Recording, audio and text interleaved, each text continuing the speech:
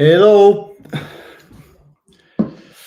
I just want to say, because I don't have an active internet connection at this house at the moment, I'm using my phone's hotspot to do this live stream on a laptop. So I don't know how that's going to go with a connection, whether it's going to work or whether it's going to take a dump. So I guess we'll find out. Luckily, oh my God, I can't even know. I've got a bottle of JD, which was in the cupboard before I left back in last January. And it's still there. Nobody's drank it. So, hooray. Get that.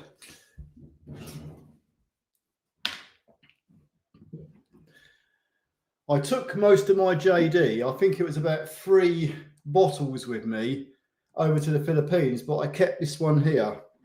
This is the backup. The other 3 bottles lasted all of 5 minutes amongst the Filipinos. They polished them off, boom, like that, gone.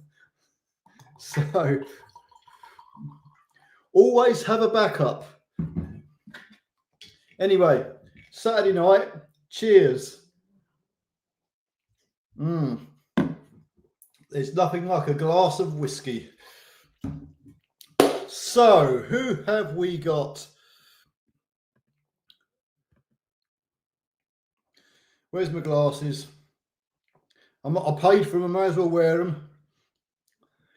them. Matty, evening Alan, hope you're both doing well. Bet you'd almost forgot what 5C feels like after so long in that nice climate. Well, over there right now, it's a constant 32 degrees every day. And when you come back here, mind you, to be fair, I haven't really noticed the cold just yet. It hasn't been that bad. It is obviously a lot chillier here, but you feel the fresh air. You breathe the fresh air here. It's a different kind of air back here in England. Over there, it's really hot and sticky and humid all the time. So it is a little bit refreshing to come back for a little bit of a break. Anyway, Matty, good to hear from you. I guess I'm going to sort of like getting ready for the winter. We've already been shopping. I bought some thermals, top and bottom, for work. So got some shoes, because all I really had when I got back here was a few t-shirts and some pairs of shorts, 1 pair of jeans and some flip-flops.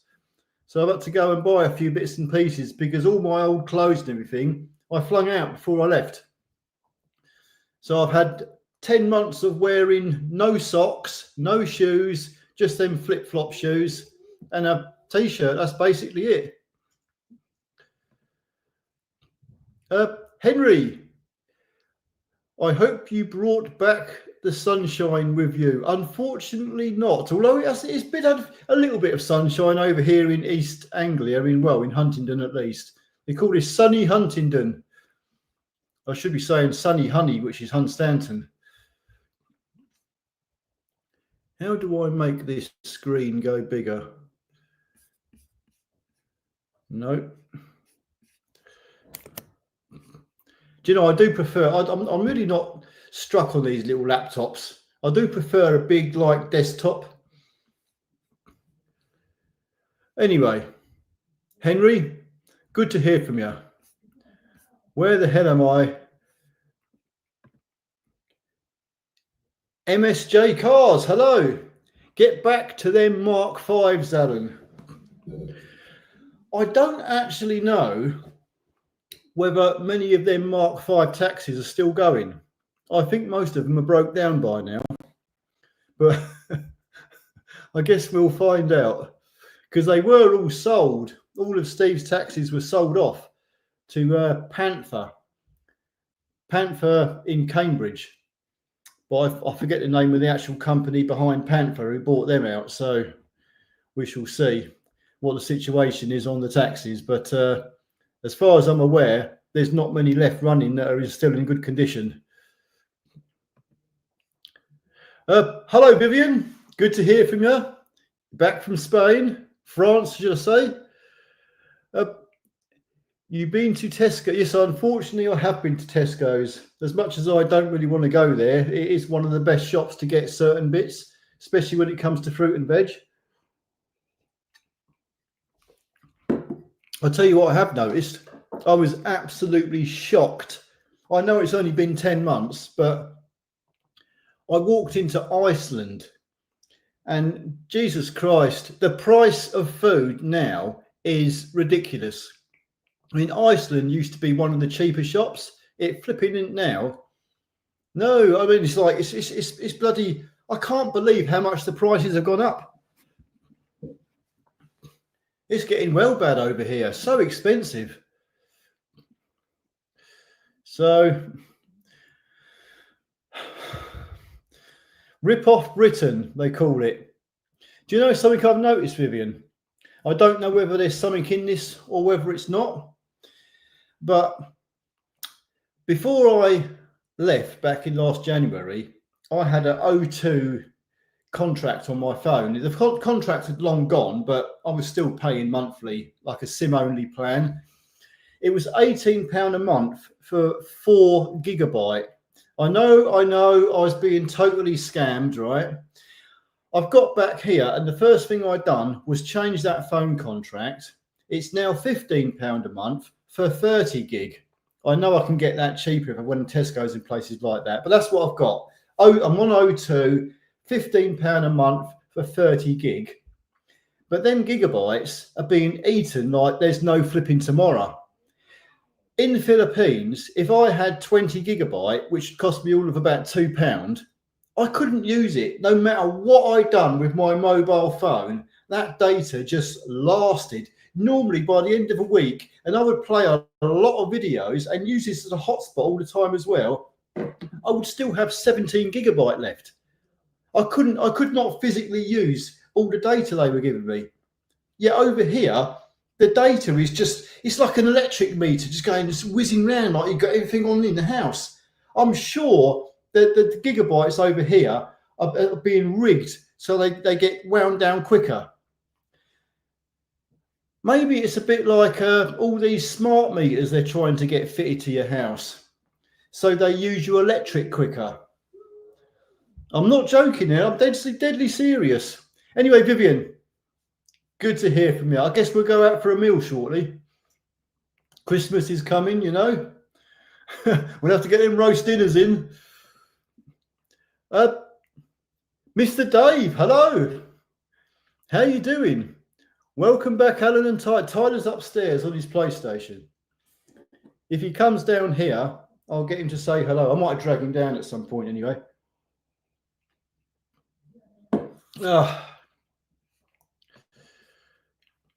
Artisan Cars, how are you doing? Good evening, Annie. Good to see you again. Yes, good to hear from you. It's kind of mixed feelings being back here in Old Blighty. It actually feels like I've never been away. It feels like I've just woke up one morning and it's all been a big dream. Strange, you know.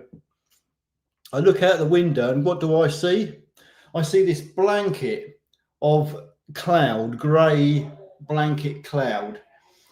And it's like, yep, I'm back in 1940s East Berlin, England. That's it. That's where I am. The cloud we got here is not like the cloud we get in the Philippines. Over there, the cloud is massive, huge, great. You can't help not look at it. It looks so four-dimensional. Over here, it's just, it's like living in black and white over here compared to full Technicolor over there. That's what it feels like. But anyway, this is my home country. I'm back where I was born. So I haven't got much more to say. I'm a bit despondent with England at the moment, the way things are going. But hey ho. Marcel, hello. Welcome back. Welcome back to you, Marcel, wherever you are. Jacqueline, how's it going? Yep, you're all fine. Yep, nothing's really changed. Still the same old, same old. John, hello. Good on you, John. Good to hear. Can I just say, everybody, Trevor, everyone's saying welcome back. It's only England. You know, I could just get another plane ticket and go away for the weekend. Live stream from Spain or somewhere. I can't go back to the Philippines just yet because it's too far away. I will say, I was used to traveling by Singapore Airlines. I believe they are one of the best airlines in the world, and they were very good. But when I got my flight coming back here to England, I went with Qatar Airways because they were considerably cheaper. And I know that Qatar and Singapore are kind of like fluctuate between who's the better of the two airlines. And I can conclusively say that Qatar Airways just tip it. They were that little bit better. And the service, the food on the plane was wow. For plane food, I can't complain. They give you a nice pillow, blankets, the same as what Singapore Air do.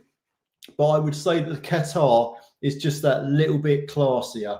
The headphones they give you are proper headphones that go over your ears, not the little bug ones you stick in your ears in Singapore Airlines, which I know it's not much, but to me, when you put full earphones on, it's a little bit better. I don't like sticking the plugs in my ears.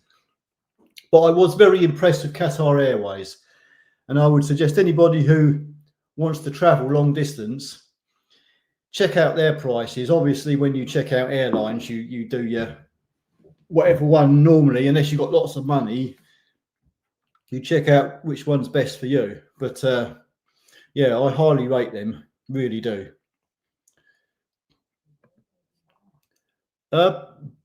Ballsy, hello. Welcome back to the Donna. Is that Donna Kebab? Sean, hi from Norfolk. Well, hello, Sean. I will enjoy the JD. This bottle has been sat in that cupboard for, I would say, best part of a year and a half.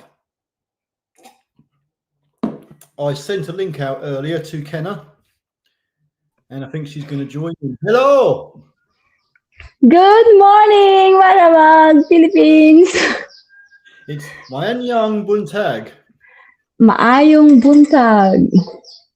Kamusta ka?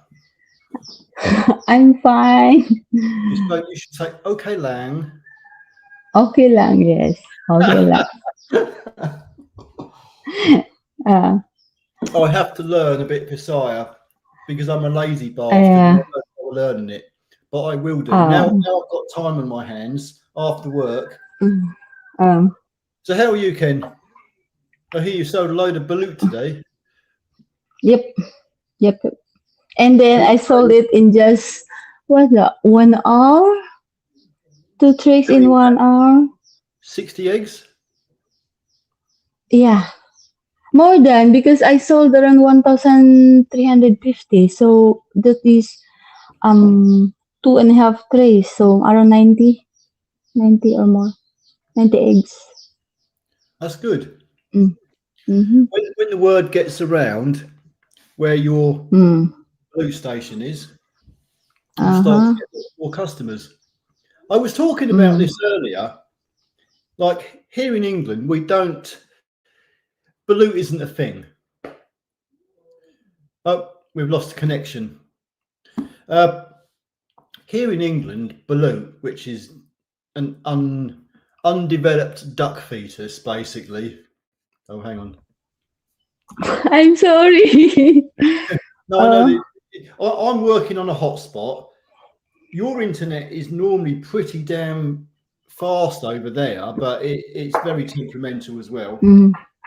Especially, just make sure the Mm-hmm. electric don't go out, because the brownouts over there are incredibly frequent, and at any given moment it could stop, which is We highly have a regular. Yeah, we have regular blackout yesterday, and then I was thinking I hope the electricity will back around 6, but good when we arrive back home, the electricity is back. So it's the whole day, like it's Saturday, right? So they have a schedule of clearing maybe cut all those trees that trap the wirings and cause the Yeah. ground, and then You'll notice that all the way the electricity is delivered to all the residences over there is by telegraph Mhm. poles, and you can see all the transformers on the side of the posts, the ones that explode. What you do is, if you lie in, many time we've been lying in bed, and you'll hear this Mm. massive explosion, and then all the lights go out, and we go, yep, another transformer's exploded, and then you're just waiting for the repairmen to come out and fix it as quick as possible. In the meantime, Yeah. because now that the electric fan is off, the mosquitoes are Uh, all for you. So it's time to. Not much now because we have the meetings right in the window, so they don't come inside the house Yeah. much like before. Oh, it's definitely better now. Mm-hmm. Having that wire mesh put up at all the windows, it stops a number of them. And with your tennis racket, you can go and swat which ones are still hanging around. Mm. Like a little Thank you, game Mr. Handyman. skill. I'm just going through a few of the comments. All right. This was Sean MC, who lives in Norfolk. He's saying hi. So hi, Sean. Mm. Here we go. Ballsy 84, welcome back to the Oxmoor estate. Yippee!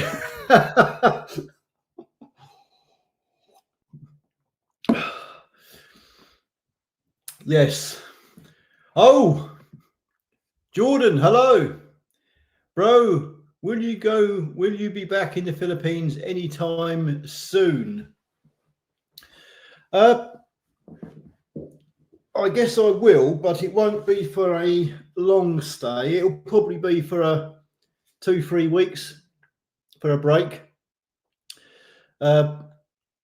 I've got to. I mean, the real purpose of me being back here anyway was to get Tyler on his career path now. So as soon as he's up and running and he can pretty much look after himself, then it could a point will come where I could probably go to the Philippines for longer. But at the moment, it'll probably just be for a break. So I've got to do right for Tyler. That's the whole point of it at the minute. But anyway, Jordan, good to hear from you. Have you actually got over there yet? So you were going to be going, weren't you? It might come a point, that when I go back over there, you'll be over there. And then I can meet up with you. That'd be good. That'd be something. Dingo, hello. Welcome back, Alan. The time has gone so quick. It certainly has. Brings a whole new meaning to time flies. Save up and bugger off again. Yes. This so-called country has got booed. Bad. Capital B. Yeah, yeah, I do watch the news. One minute. You keep dropping out. I didn't know because it keeps spinning around. I cannot connect with you. Don't worry about it. Keep spinning around as well. Yeah. I was spinning around in the supermarket the other day when I saw the prices of food. My head was spinning. He'll be spinning in a minute after drinking too much of this. I got a lovely message on YouTube from Pam, but I haven't responded yet. I haven't had time to respond. Yeah, she didn't know that you're back. I said, Mommy, why you don't tell me? I'm gonna go with you in Davao. I said, it was rush. I drove over there 3 hours and back home. I don't time. I said, I don't sleep overnight. There were some people that had left comments saying, why didn't we say goodbye on the last video in Davao? And I you don't know like what? drama. Well, I mean, the flight was 2:40 a.m. in the morning. It was late at Mhm. night. You drove us to the airport, but we didn't film it. And I didn't even think to get the camera out, to be honest with you. I Because think you're emotional. yeah. You cried a lot more than me, you know?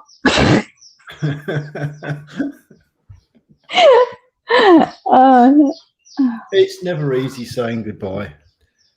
I But know. We don't say goodbye. It's not a goodbye. No, we've still got Google. Yeah. WhatsApp. Oh, Mark Zuckerberg owns WhatsApp, did he? A cyborg. Yeah.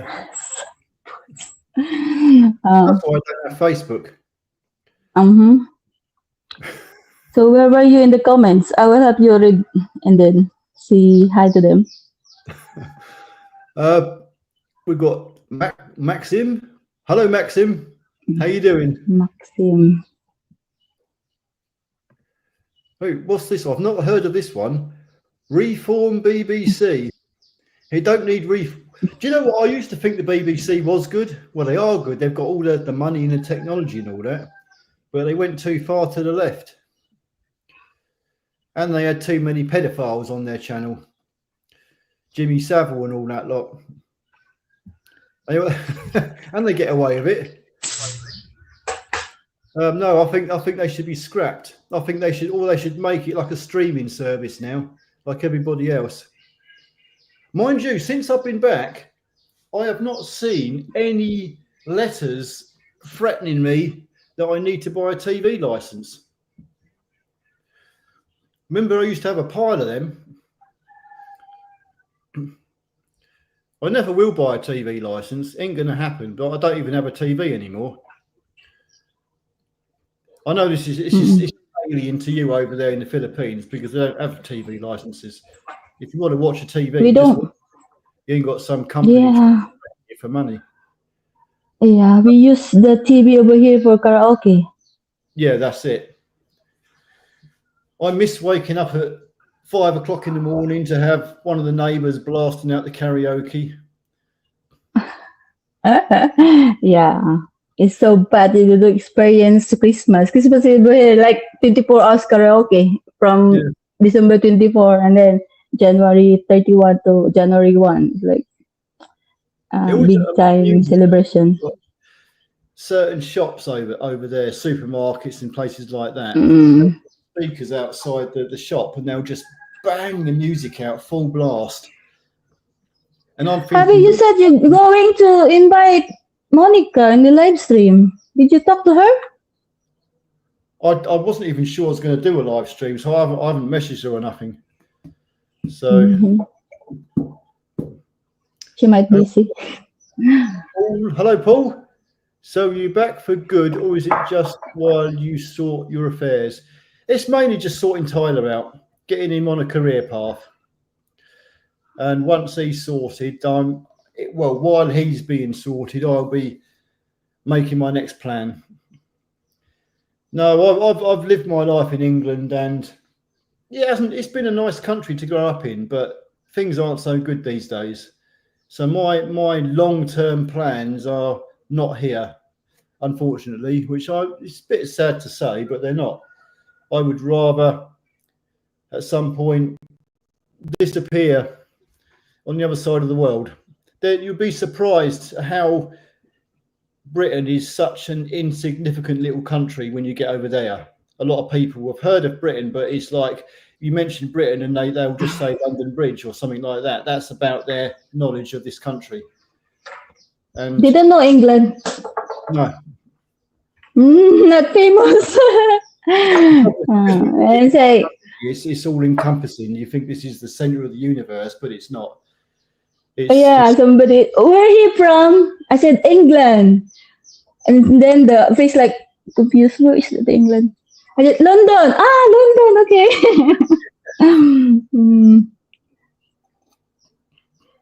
I guess Malamag is more famous than India. The strange thing is, somebody put it perfectly the other day, or I was watching someone's video. He was saying, in England, in the shopping high streets and that, you just got swathes of people walking around, one shopping experience to another. But it's not like that over where you are. It's just not. There's just people everywhere, just sitting around, having a good time, sitting at restaurants. I don't know. It just seems a totally different environment. It's hard to explain. It's kind of like you've got to literally go to these places and experience it for yourself. I mean, it's one thing watching videos, but it's not the same as being there in person. I mean, I'd say to anybody, just if you just want to get a bit of experience of some place that you want to go, if you can get the chance, go and do it. Just live that life and see what it's like for yourself. Anyway, hello, Paul. Yeah, I'll be making plans for something or other. I don't want to spend my time. The trouble is, there's nothing. I've got to the point in my life. There's nothing really here for me. I'm bored. I'm bored shitless. What I would do here is I get up in the morning. I will go to work. I will come home, eat my dinner, watch a few YouTube videos, then go to sleep, and that's my life. Apart from odd night when we go out, but then you get the long winter months, and it's such a drag with the weather and everything. I like the sunshine, although where you are, Ken, it is a bit intense, and it don't let up. It's all year round, but once you get used to it, acclimatized to it, it's not too bad. You just don't go out in the sun so much. You kind of stay in the shade if you can, but you've got swimming pools everywhere. There's absolutely so much to do just in the area you live in. There's resorts all over the place. If you want to cool off, just half a mile down the road, jump in the nearest swimming pool. And they're all outdoor swimming pools. And it's lovely. There's scenery everywhere. Here in East Anglia, it's just flat. I know life's what you make it, but I mean, I've been here long enough, and there's nothing that ticks my boxes anymore. There in Buchanan, you can just pick any direction. You want to climb a mountain, just pick one, go off. See you later. Anyway, I shall try and plough through a few more comments. Jacqueline says, cheers. Jacqueline, have you got a drink? I'm not a pisshead, but I do like to have a little bit of alcohol hanging around just for that occasion. I probably won't drink again until I do another live stream. Vic, hello Vic, how's it going? Welcome back.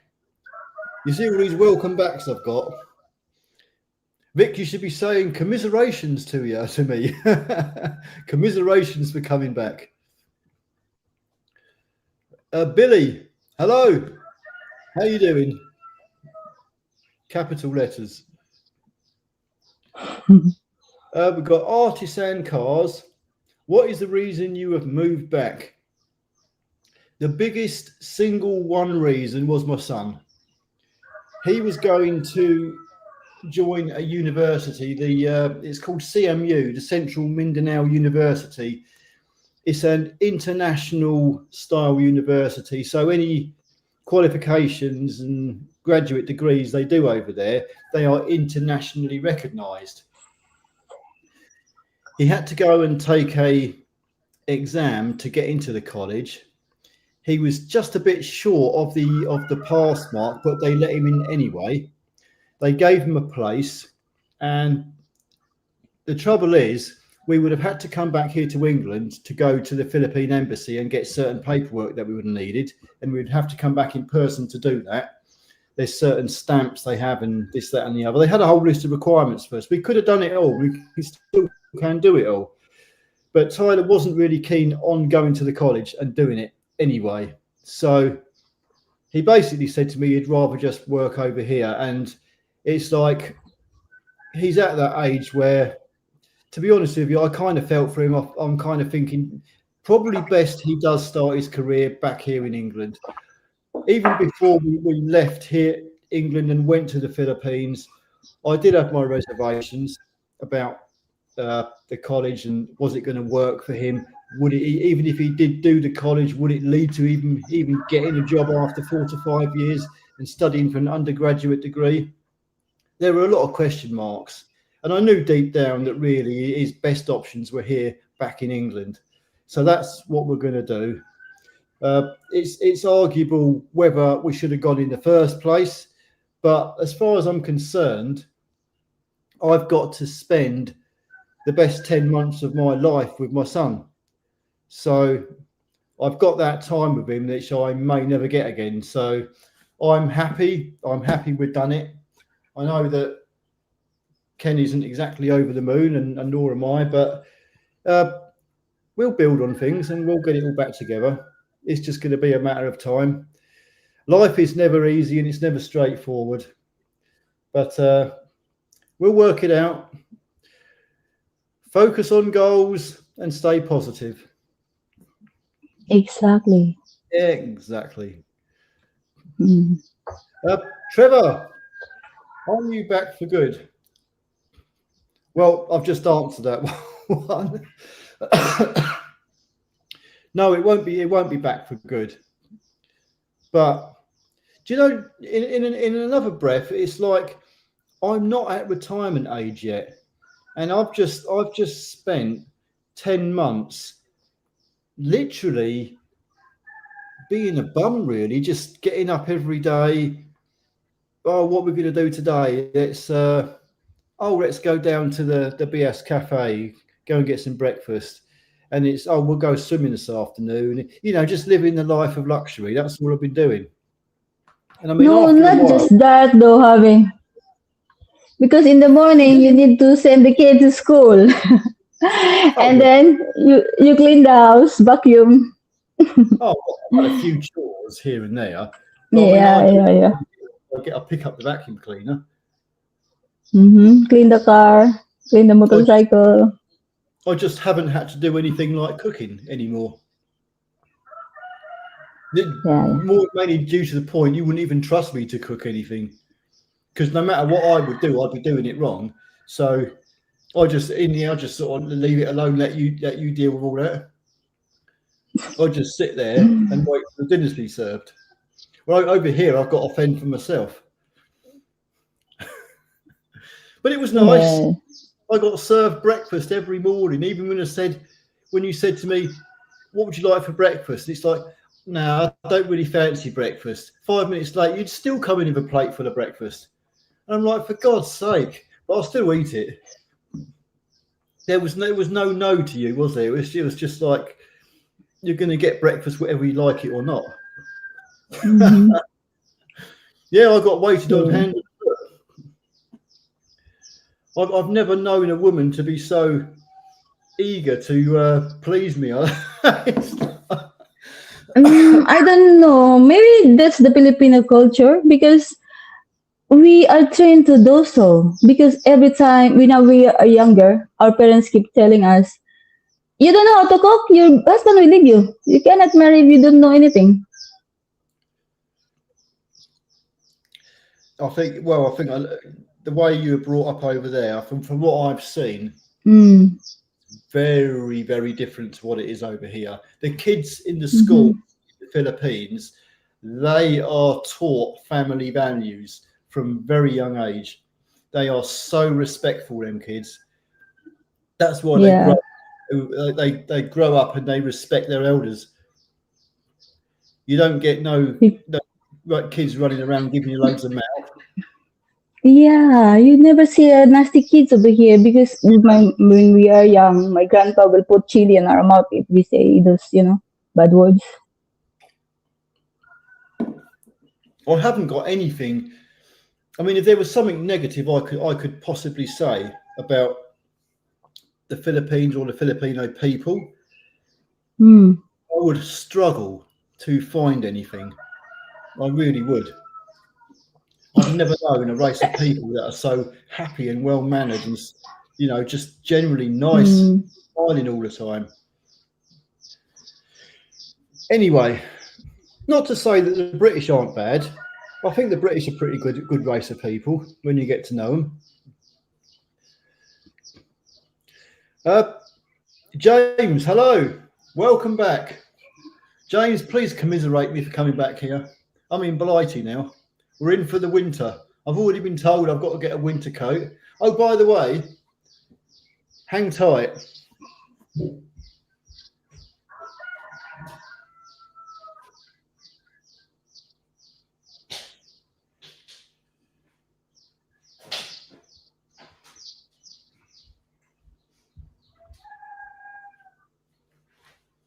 You ain't seen this, have you? That is like a fleece jacket.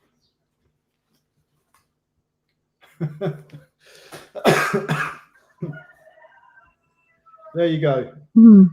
Steve's car sales. Oh, That's my new winter jacket. uh, did he also give you a broom and a mop? Yeah. I've got Okay. So you're gonna be a floor manager now, not a mechanic. No. When you start, you've got to start at the bottom. You've got to mop the floor, sweep up, do all the donkey work. Oh yeah. Anyway, let me carry on. Try and get through. Stephen, welcome back. Well, hello, Stephen. Yes, it's kind of okay to be back. Finn, hello, Finn. Great to see you home.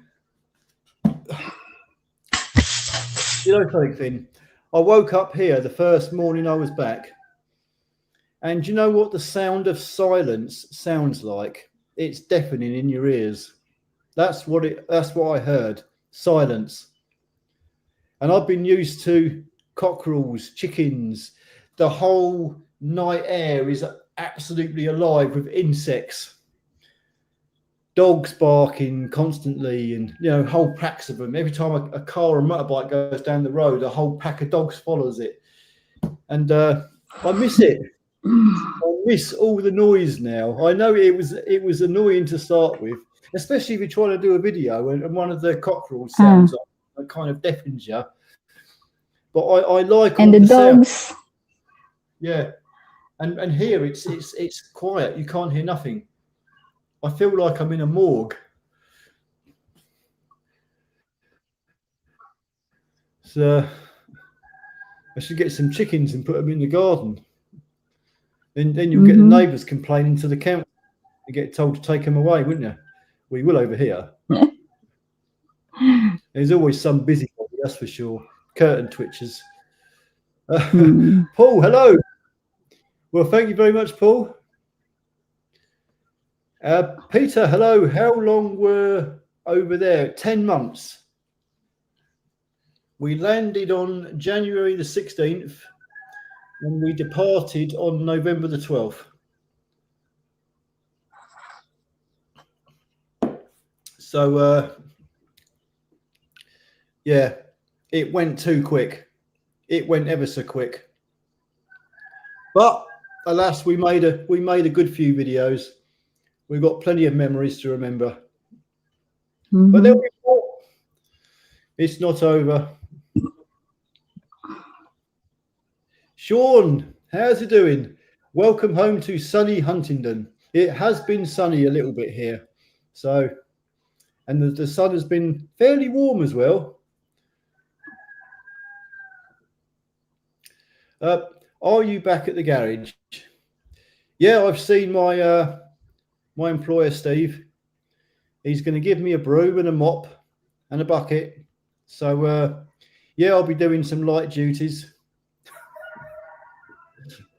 Yeah, he's giving me a new jacket so I don't get too cold.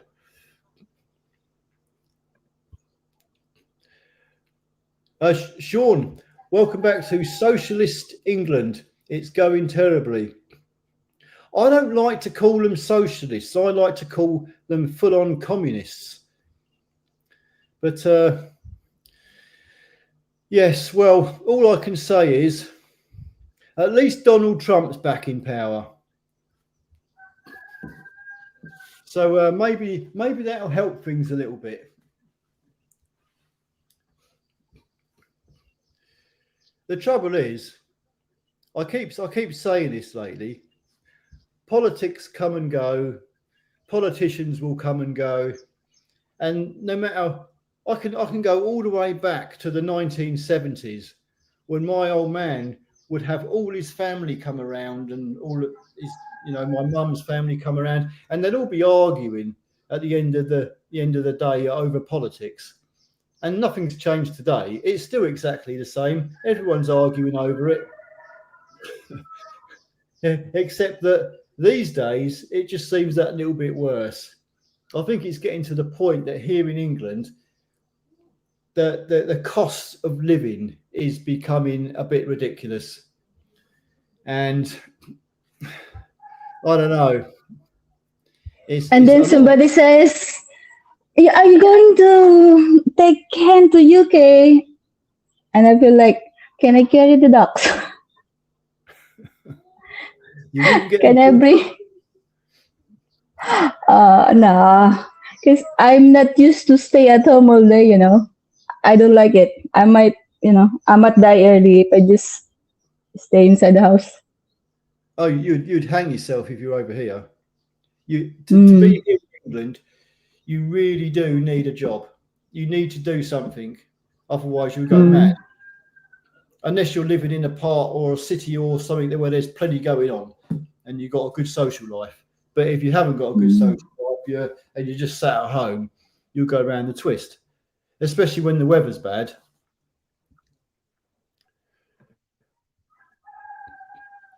Billy, are you back to work? I will be, because once again I couldn't sit at home. I can't sit here in this house. Well, I probably could, but I mean, I'd end up talking to myself. That's why I'm doing a live stream. So I'm not actually talking to myself. You know how it is.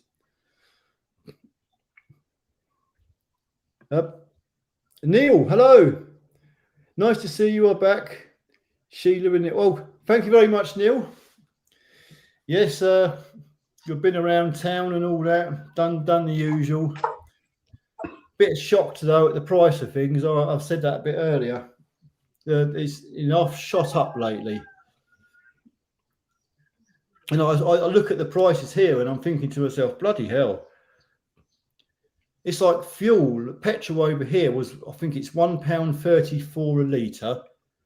Over there, it's 80 pence a litre. Yes, yesterday I top up the fuel. That is 58.40, I guess. You know the Class A gasoline, because we have two gasoline. Is it two type of gasoline? The unleaded and the premium. 95 RON, which is standard unleaded, which is what we have here, and then you've got the 91 RON, which is a lower grade. But I guess a lot of people put that in the freewheelers, the tricycles and stuff like that. So and then you've also got diesel as well, which is a hell of a lot cheaper. But the fuel over here is being taxed to death. It's well expensive. I mean, it's like half price over there. Jordan, bro, where can I message you? Well, I'm on WhatsApp. My email is here on YouTube on my channel. You go to my channel. I'm sure my email address is there, so you can get me on that. I can give you my number, and then you can get you on WhatsApp or something like that. I'll have to check later. I'll catch up with you, Jonathan. But I'm sure my email is in my YouTube channel. Jarl, happy to you had a safe flight. Now start to plan going back again. Yeah, you know, I kind of think it's maybe not such a bad thing to be able to flip from one place to another. You know, like they say, traveling is sometimes more exciting than the actual being there. Not saying that, Ken, but I'm just saying it's nice. It's nice to travel sometimes. It's exciting. You know, when we used to get in the car and we'd go somewhere, quite often the actual journey going there was better than actual getting there.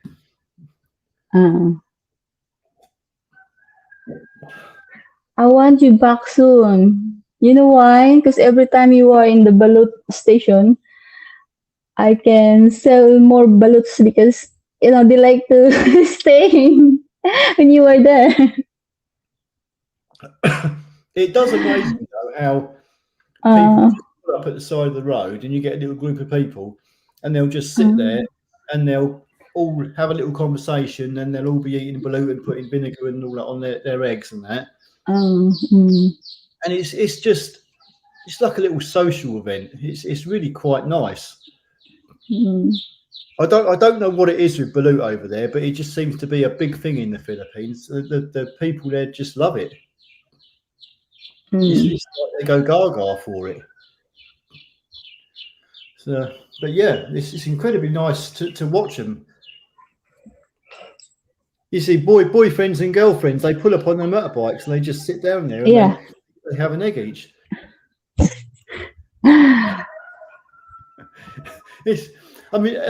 guess you have to be Filipino in Britain to actually source out these balut eggs. I don't even know where you would find them over this country because duck eggs are just not a thing over here. Yeah, I told you if I could only give Joy a tray of balut because I know she will love it. Over there, it's so expensive, right? For 21 pound, that is around 1,500 over here.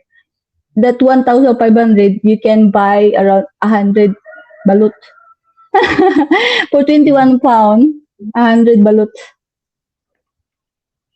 Oh, yeah. The price is triple. She wanted me to smuggle some balut on the plane, but it's not going to happen. They wouldn't allow it. I know it wouldn't happen. I've got, do you know when I was coming back, we stopped at Doha in Qatar, and the airport there is quite big, and I wanted to have a look around, but we had a 45-minute gap before our next flight. We got stopped where they do the hand baggage, and they thoroughly went through my bag, my little handbag, like there was something in it. The guy looked like he really wanted to find something. And then I'm looking at, I walked off and looked at the main board to see when the flights were. And my flight, it said they're boarding. So I'm trying to hurry up. I've got to go. I've got a plane to catch. And no, maybe they're checking your walkie-talkie. Walkie-talkie or a beeper. They're checking that, device for you might bomb the airplane. You want to blow it off. Well, he finally pulled this case out with these glasses and took the glasses out. And he realised there wasn't nothing in here that was dodgy, so he decided to let me go.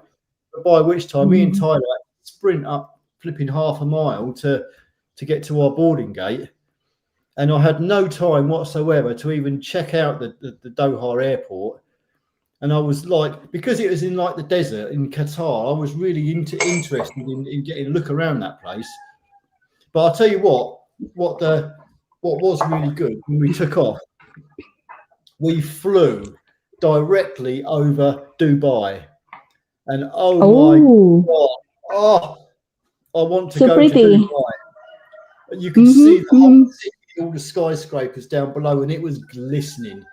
And then you come to it's right on the ocean. Dubai is in like the desert. There's nothing there but desert. And then you've got this huge, fantastic, glistening city. Then you've got the ocean there. You can see all the private islands, the man-made islands. that all the rich people with the building. Right. Yeah, I think There's a one building day, in the ocean, like standing in the ocean, right? yeah.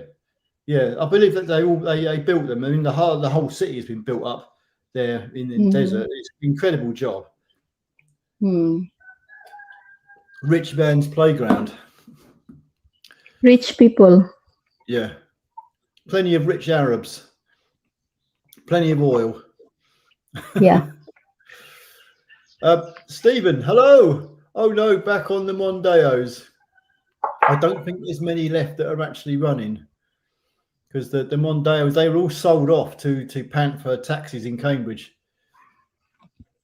So I don't think we'll be seeing many of them. There are still a few Mondeo Mark 5s in Steve's car sales yard in the corner, but I think they've got blown engines. And from what I can remember, it's been, even when I was back there over a year ago, if you got a blown engine, trying to find a replacement good used engine was nigh on impossible. And if you could find one, they were bloody ridiculous amounts of money. So anyway, I'll keep you updated. John, Alan, will you go back and work for? Yes, I will.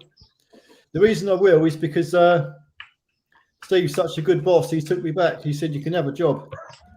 So we'll see if I can last longer than a day. Okay. If I don't last longer than a day, I'll let you know. Remember, I haven't worked for 10 months. I've been a bum. So No, you're the boss in 10 months. yeah, I was asked. I think Monica brought it up. She said, "Did you miss not being paid anymore, not having a job?" and it was kind of like, before I actually finished working for Steve's. Yeah, it does go through your mind that, oh well, I'm not going to have a job no more. But when I actually got over to the Philippines, after a few weeks, it was kind of like you don't even think about it. It just seemed as if I don't know. It's hard to explain, but it's like I didn't worry about it. I didn't worry about not having a job. So, which is something I always have. I not understand that in life, you always have to keep the money coming in, whatever you do. No matter what goes on in your life, you need to have money coming in, because if you don't, you're in trouble. Unless you've got rich parents or someone to bail you out, of course. But like most of us, we don't. We've got to make our own way. Anyway, Mark, hello. I'm off soon, as not been back to partner and family in Philippines. Well, good luck. I hope you have a whale of a time over there. It's one hell of a country. Best time of your life. That's all I can say. I can't wait to go back, to be honest with you. I absolutely love it there.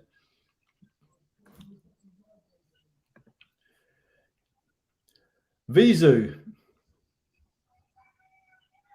Is that the name of a company who bought the taxis? Vizu. It kind of that kind of rings a bell. Vizu, I'm not sure. Keith, hello. Hey.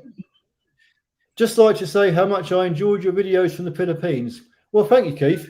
I never thought, after doing my little fix-it videos, I never thought that how it was going to go on just doing like anything and anything that comes along during the day.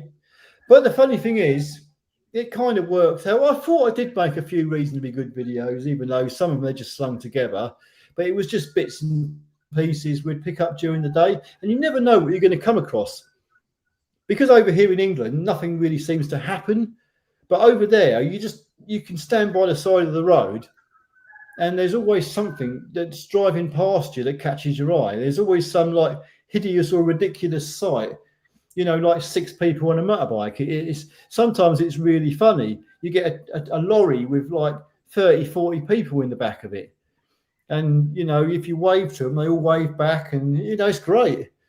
It's just all this activity going on around you, so you just pick the camera up and film it. And yeah, it was all good fun, really. And of course, we went on quite a few trips and went a few places. But Mindanao is the island we're living on is massive. I mean, it really is big, isn't it? It's like 3 to 3.5 hours journey just to get to the coast. To get to Davao City is about the same amount of time. General Santos, where Tyler met his girlfriend, that's a good like 7-8 hours journey to get down there. So flipping heck. But everywhere you go, you don't know what's going to happen along the way. You know, like on the way to Pagadian, the road just ended, didn't it? And we ended up on that sort of like muddy, hilly area where we Yeah. I was like, oh, two cars stuck on that mud. I was thinking, oh, Subaru might not survive. Because I know Hilux is powerful, you know the Toyota pickup Hilux, that is very strong. And then I said, but still, the reason why that car made it up that hill, it weren't just the fact it was a Subaru. It was because we put some new tyres on it. Oh, yeah, I guess so. The other tyres were so low on tread, they had no grip, no traction in the mud whatsoever. I noticed with the new tyres, we had a lot more traction. So here's the tyres.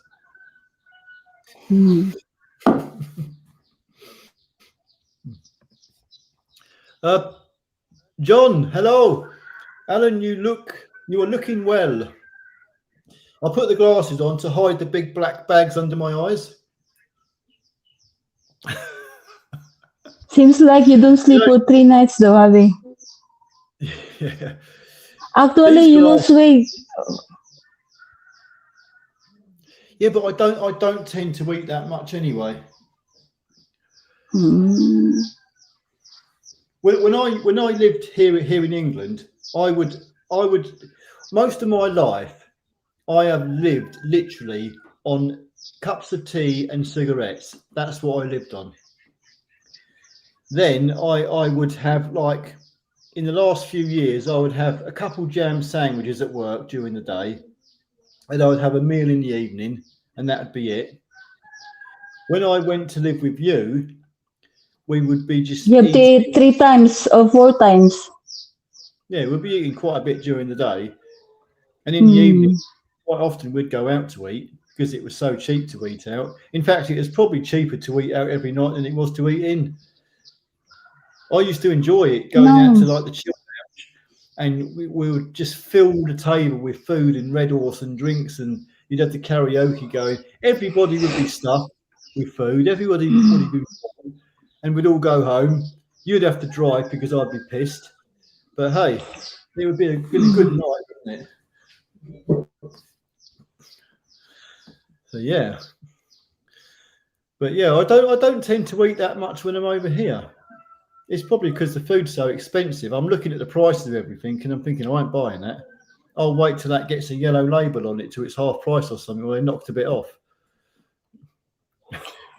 I'm worried about your health. If you get ill, you cannot recover right away. I did get ill. Lack of nutrients.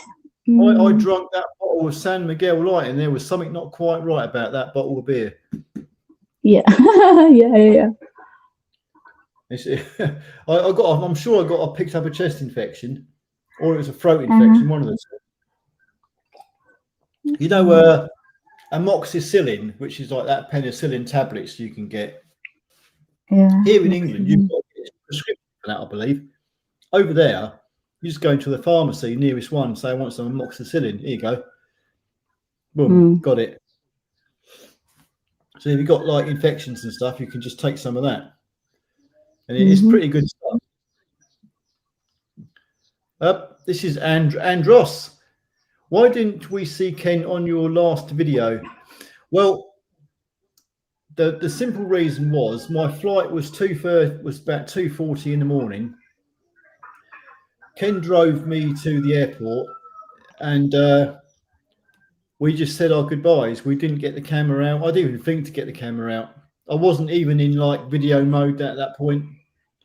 So we just Because didn't you do are it. emotional. You keep saying, I don't want to go. I don't want to go. But usually I'm always thinking third person, you know.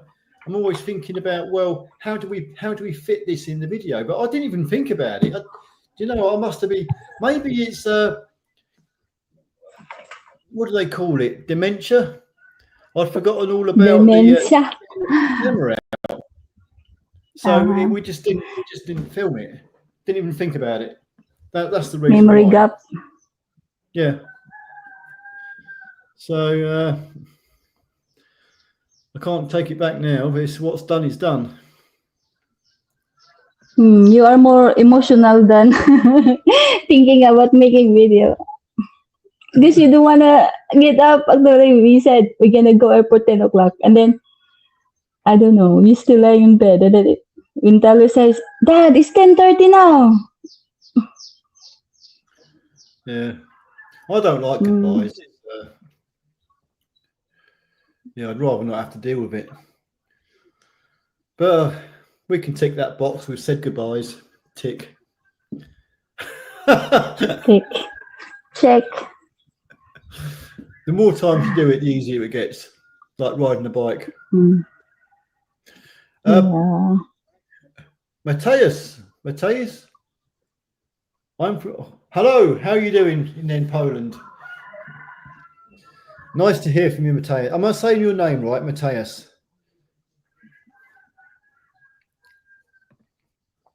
We have how do you say your name? Savoy? Sharing. Boy.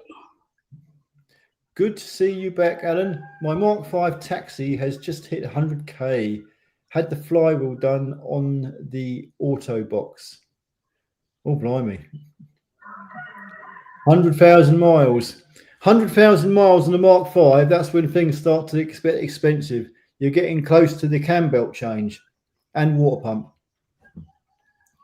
But yeah, just keep your oil changes at the right intervals and it will last well. Wayne, good job you didn't sell all your tools, Alan. No, I wouldn't sell them. I left my toolbox there. And I said to Steve, look, just put it in a glass cage and leave it as an heirloom. Leave it for the next person. If I never come back, someone else can make use of it, no doubt. But he still kept it. And he had it cleaned. He had it cleaned for me. He knew I was coming back. So, but there again, going back to work for a little while is a good thing because it will keep me sane. It's good to be in amongst other people and doing something with your life, even if it's working. It's better than doing nothing. And Steve's a good boss. He's a nice man.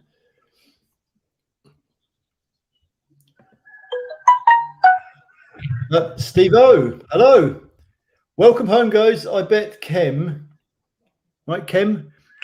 was upset when you both came home. Yes, she was. But I'm holding on to your promises. You're going Philippines after 6 months, right? Well, I shall try. We'll see. Maybe I don't like it. I don't want to hear that. Neil. Hi, Alan and Tyler. Welcome home. Loved your videos. Sure you will be back in the Philippines soon. All the best to. Well, thank you very much, Neil.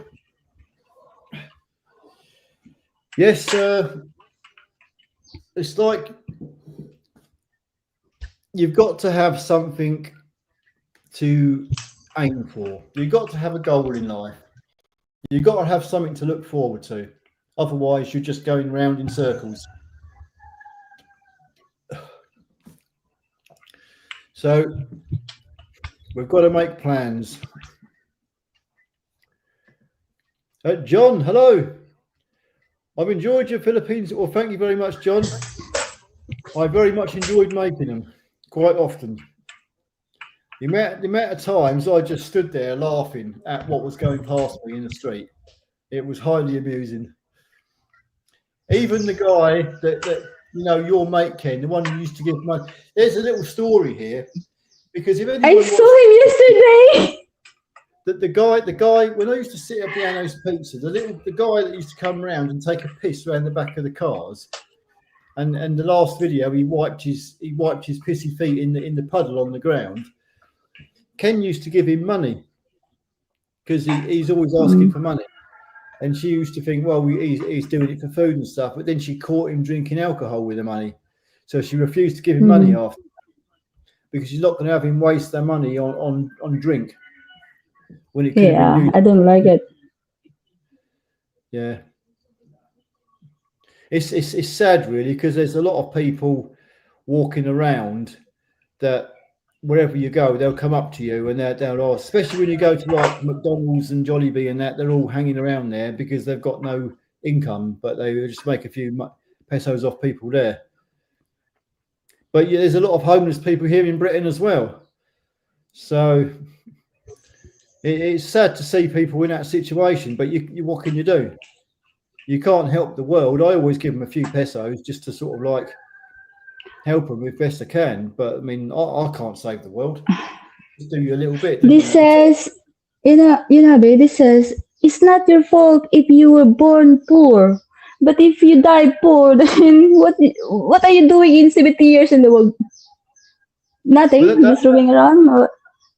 A lot of people would take that attitude that life is what you make it, and it's up to you to make yourself successful in life. That's why I keep saying every time somebody beg for money, I said, I don't want to get old like that. I don't want.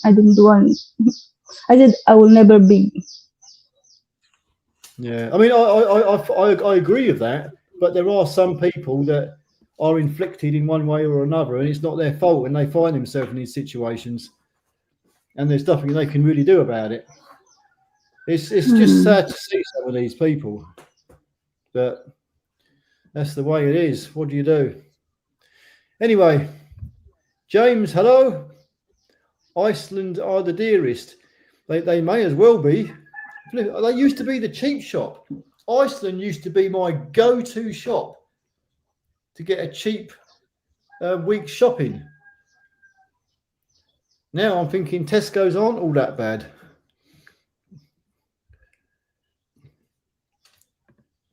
Baz, hello. And now what, Alan? What's the plan? There's always got to be a plan. There's always a plan. The plan is to go back to work, get Tyler on a career path, and in the meantime, I will be building my plan together to eventually retire in the Philippines, I guess.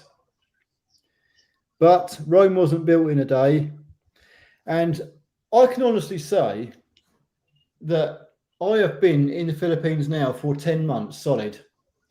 So I know firsthand what it's like to live over there. Now, what if I had gone over there?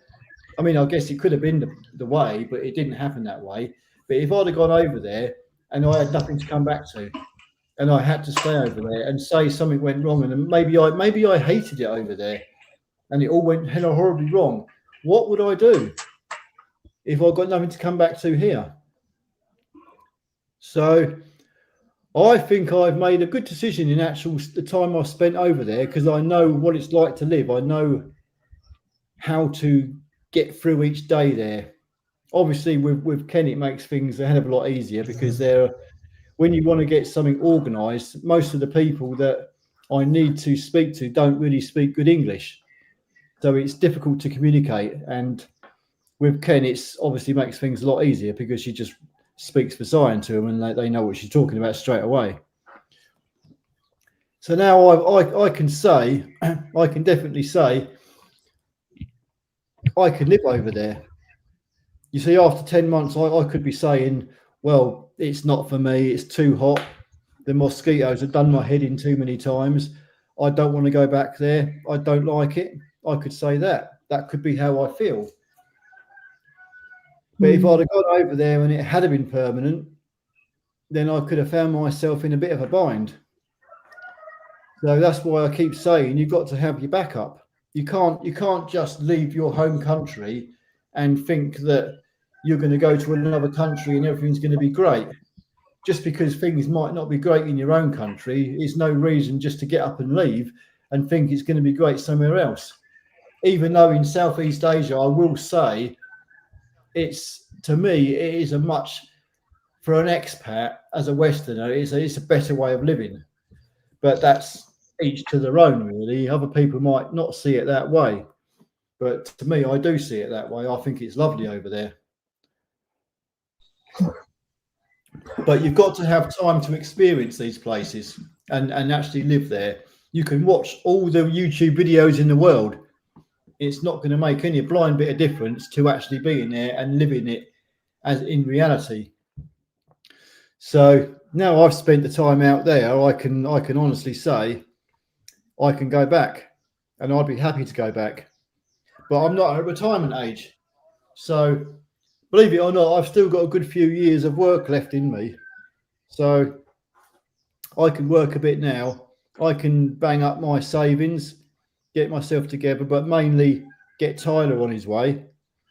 And then I can plan my next trip. So, yeah, it's all going to work out. As long as you've got a plan in life, as long as you've got a goal or something to aim towards and work towards, then it keeps your mind focused on what you've got to do. It's when you've got nothing to aim for in life that you get miserable.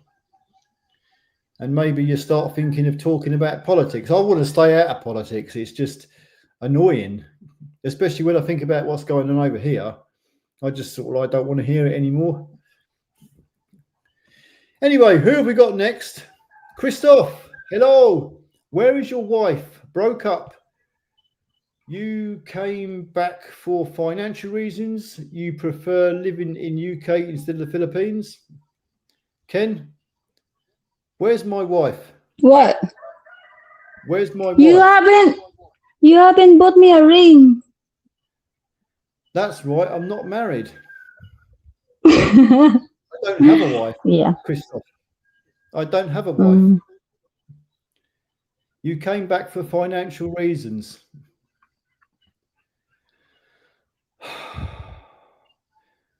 Oh, I don't know what to say.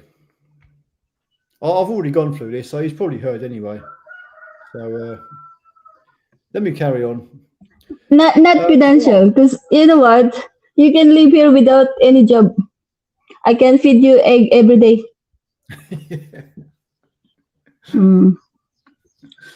So I can make scrambled egg in the morning, sunny side up in the lunchtime, and then boil egg in the evening with some veggies, and that's it.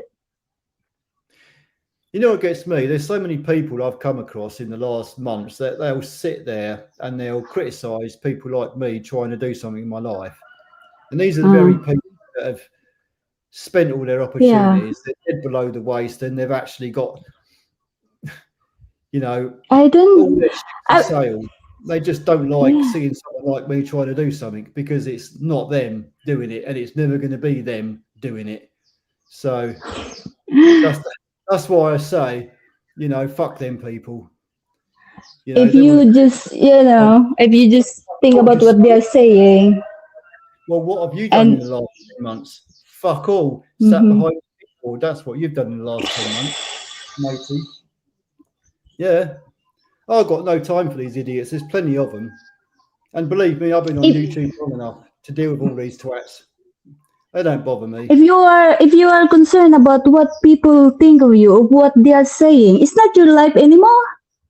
You let them rule your life. You let them run your life. It's not Alan anymore because you have to navigate your own life, not them. They're judgmental, and many people they actually want to see you fail because they want you to be as miserable as they are. They want to know that someone else in this world is having a worse off time than they are. That's because that will comfort them, you know. because misery loves company. It certainly People does. who are, well off or have a good life, they will not think about other people because they are happy already. Well, that's why I like these people, because they make me realise how good my life is. So I wish Mhm. them all the worst. So be thankful because you're not them. That's what I'm saying. A lot, a lot of people out there, they don't have food, they don't have house, they have nothing in life. And you, I can say They that you have a different, almost have they have a everything you different need. mindset.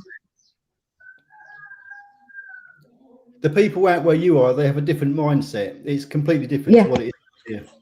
yeah, exactly. Mark, too expensive it is expensive. And I've already come to the conclusion that the internet gigabytes you get on your phone contract is being eaten away very quickly, a lot quicker than what it would be over there.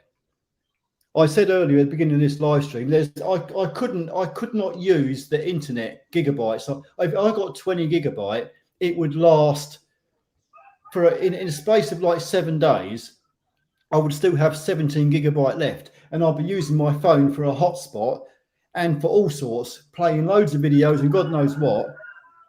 And I've hardly used anything. And yet over here, I've got 30 gigabyte, and in the space of 2 days, I've used 15 gigabyte. I can't believe how fast it's going. I'm sure they've got the internet rigged over here. Uh, Peter, hello. Lycamabil, £5 for 25 gigabyte, 30 days. Yeah, that's a good deal. The trouble is that as I found out in the last few days, I set my phone up for £15 a month for 30 gigabyte. Then I go up Tesco's and I get Tyler a SIM only for 30 gigabyte for £10 for a month. And it's like, well, I'm paying more than he is now. But there's so many deals out there. But I'm just makes me wonder how quick these gigabytes get eaten up over here. H. Henry, hello. I've really enjoyed all your videos. I almost feel as though I've been to Philippines. One of your best vids was the one with the ducks running all over the place. I'm near Coventry. Wow. I wonder if that was the one where we stopped and all the ducks were come out of the pond and are crossing the road. Do you remember?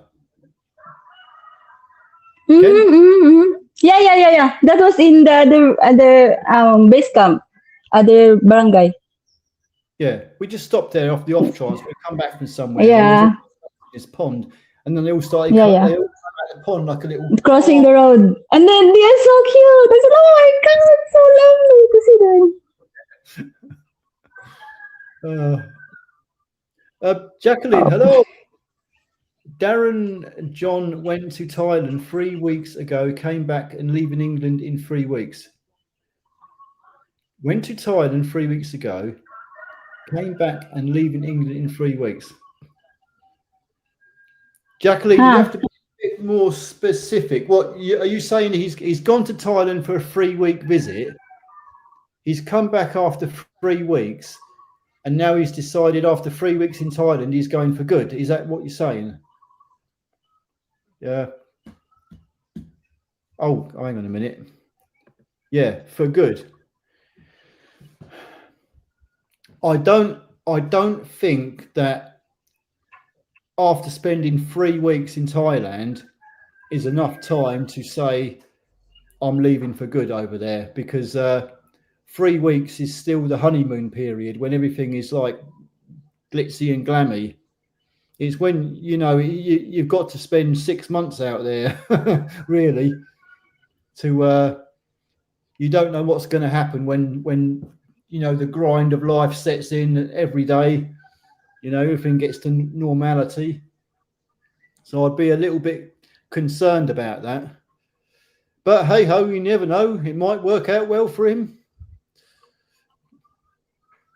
Nigel, where are you going to be working? I'll be back with my super boss, Steve, at Steve's Car Sales. So I'm going to see if I can last longer than a day. I'm not used to working anymore. I've had too much of an easy time. Jacqueline, I got 60 gigabyte Tesco, £13. The question I've got, Jacqueline, is how fast does that 60 gigabyte get eaten up? I know that I found out recently over here that if you're using your mobile phone as a hotspot, say to run YouTube videos on a laptop, it eats it pretty damn fast. But flipping heck, I've gone through so many gigabyte in the last few days that I'm beginning to think there's a bit of a problem. I'm beginning to think it's rigged. But let me know what you think. Does your gigabytes get eaten up real quick? It's hard to explain because when I'm in the Philippines and all the gigabytes I've got over there, no matter how much I use my phone, it doesn't seem to be using hardly anything.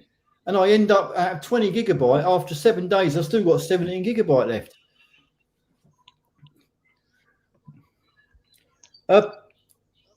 Monajat, hello. What brings you back to land of hope and glory? Not bloody much. That's the fresh air, a holiday, a winter break, Christmas. No, the main reason was to get Tyler doing a job, getting him on his career path, whatever he's going to choose. That was the main reason. If it were not for Tyler, if I never had Tyler, I would stay out there. It's as simple as that. Javi, don't say that. I keep telling you.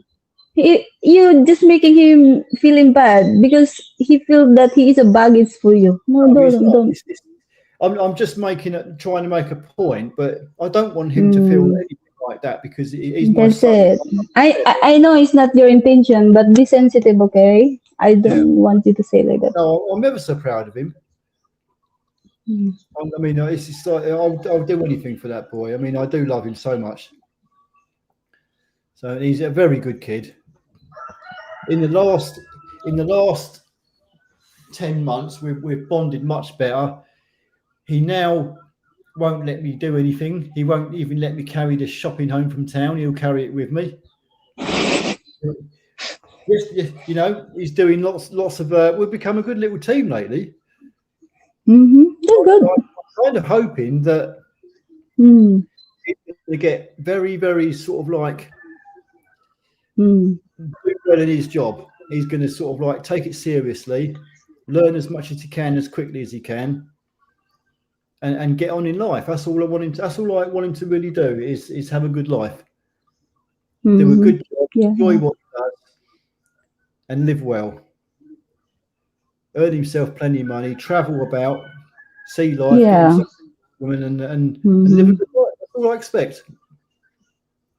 I just want to know that before I'm gone, he's doing well and he can look after himself properly. That's all that matters. Yeah. And plus, we've got all the memories we've made together. Peter, hello. Was your home empty and closed up when you were away? I had somebody here for a number of months. Then they left, and then the house was empty. It's been empty since July. So I decided not to get anybody else here because I thought I'm going to be coming back. It was simply because of the situation. So I kept the house empty. But I had to obviously get onto Huntingdonshire District Council and let them know that the house was empty, so they could charge me their full council tax. So I find that a bit of a piss take, really, when the council want to charge you full council tax for the house being empty and there's no one there. When on the other end of the stick, they'll say, well, if you're a single occupant, you can get a single person discount. Yet if there's two of you in the house that are over 18, you've got to pay full whack. But if there's none of you in the house, you've got to pay full whack anyway. And I mean, council tax is now my single most biggest bill here. I got onto Eon. I always go with Eon now because to me, they seem to be the best. I went with Scottish Power once for gas and electric, and I thought, fucking hell, I got rid of them after a month. I went back to Eon. Eon have always had a good deal, so I'm happy with them. And they're actually cheaper now. They gave me cheaper quotes on gas and electric than what it would have been when I was here back in January. So I'm quite happy with that. The water rates is neither here nor there. That's every 6 months. I've just signed up to a internet deal because I can't use my phone as a hotspot. It's just nuts. Plus, it's slow. For uploads and downloads, I might as well flipping now hang myself. But I've got this U-Fiber, £23.99 for supposedly 150 megabytes a second. We'll see about that. Yeah, for £24 a month. And that's fixed until 2026. So that's a good internet price, if you ask me, for home internet. And I need that's going to be fixed up in the next week. So, yeah. Right. Who's next? Mark. Hello. What next, Alan? I think you probably heard. Just do a bit of work. Carry on. Plan for the next Plan trip. B. There's a lot of things you want to do in life, really, isn't there? It's like you want to go back to Hong Kong. I would like to see Hong Kong. In fact, there's lots of places I want to go. I want to go to Dubai now.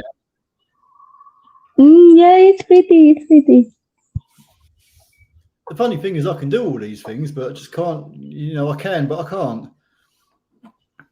But you know, If there's a will, there's a way. you've got to live an active life.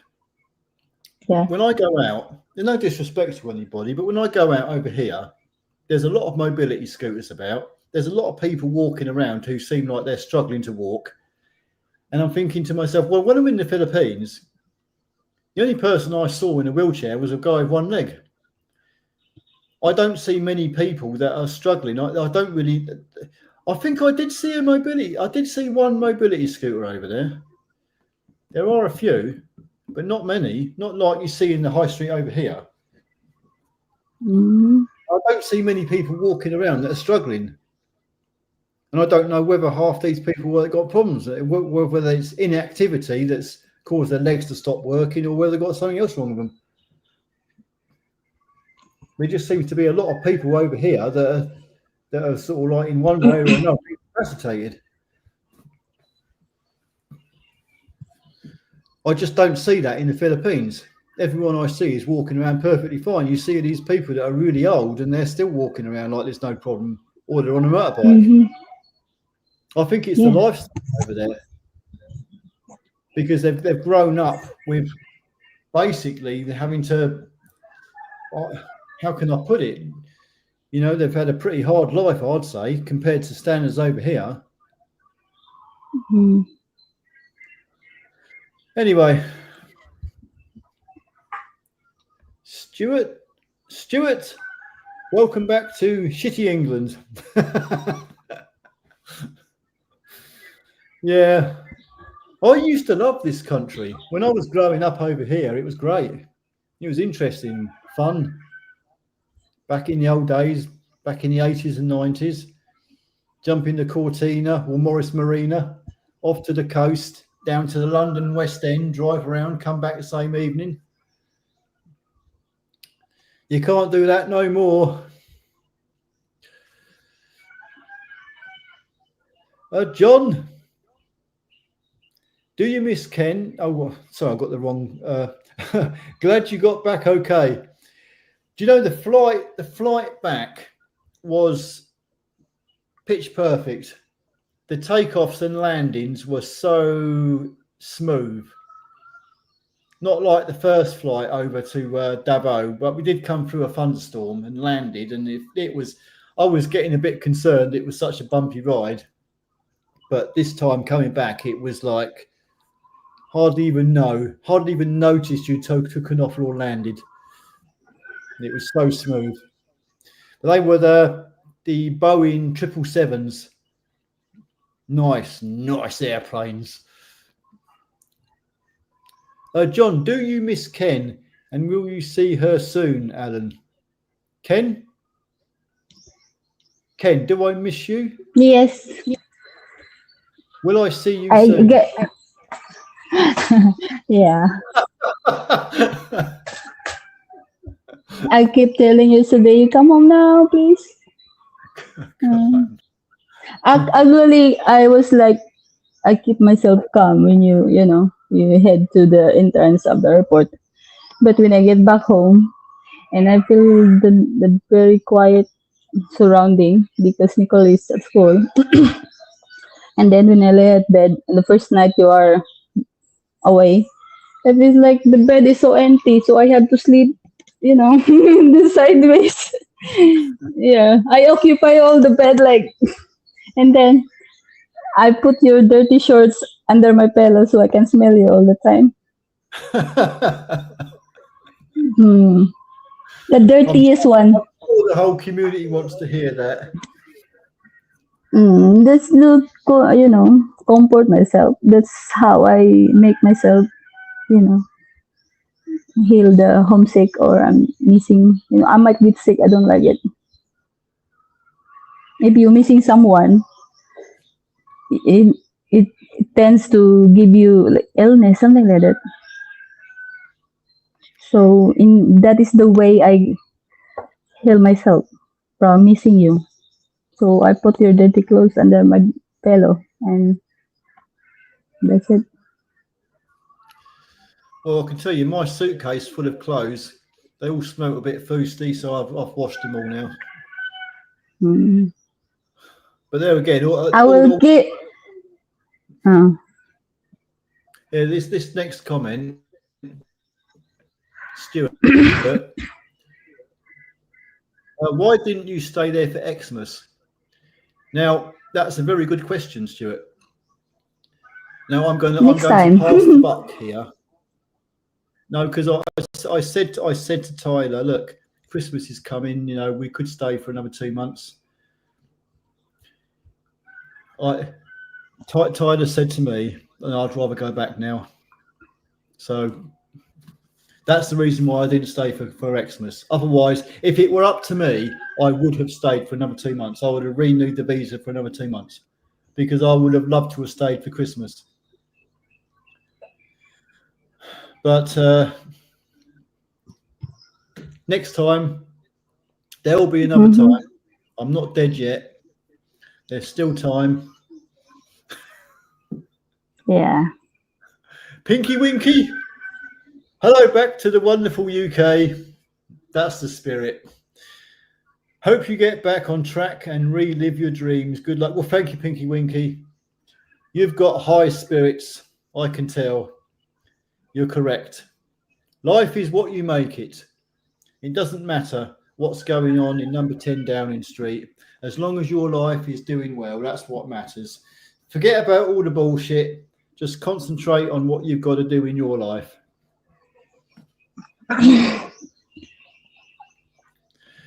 Graham.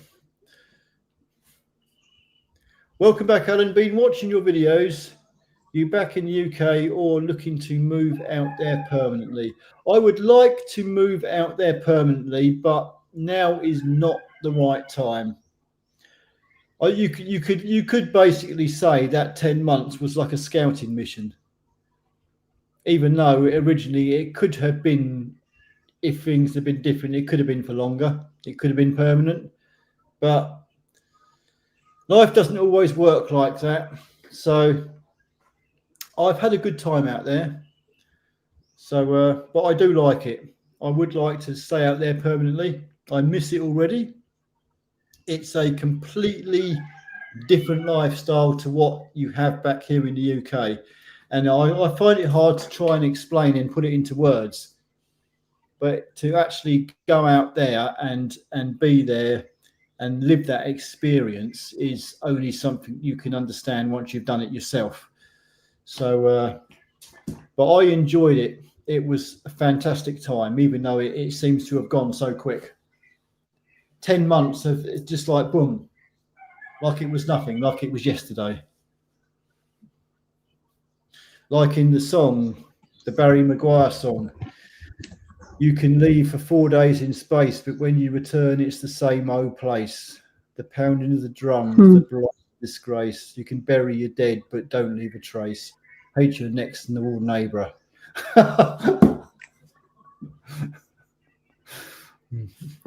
Anyway, Neil,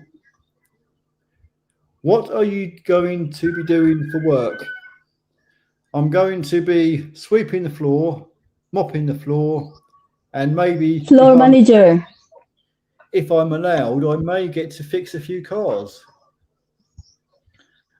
to keep me busy for a little while. I've got ever such a good boss, you see. He's a very nice man. He even gives me a car to drive around in. It might break down, but hey, it's still a car. So Steve at Steve's Car Sales, he's a top bloke, you know. He's been my friend for over 30 years, and I love him.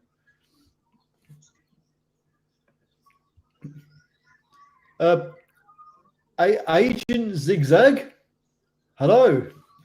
Nice to have you back, Alan. My Mondi has got 200,000 miles. Bloody hell.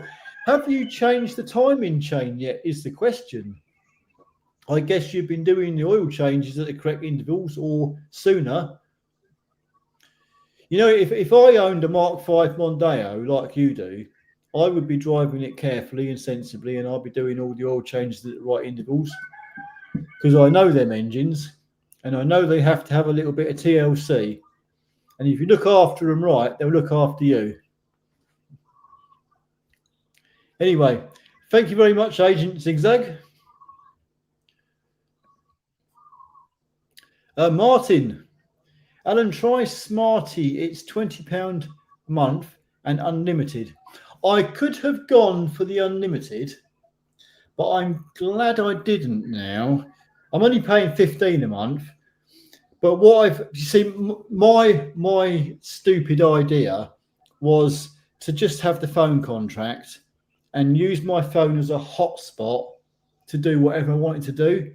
But as I found out, using the phone as a hotspot on, like, if I make a video and I want to upload it, it is painfully slow. If I want to download something, it is awful. I'm like waiting for ages. So I have to get a proper internet connection in this house to do that.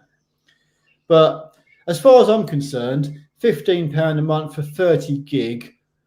If I'm not using my phone as a hotspot, that 30 gig should last me easily for a month. So I'm okay with that.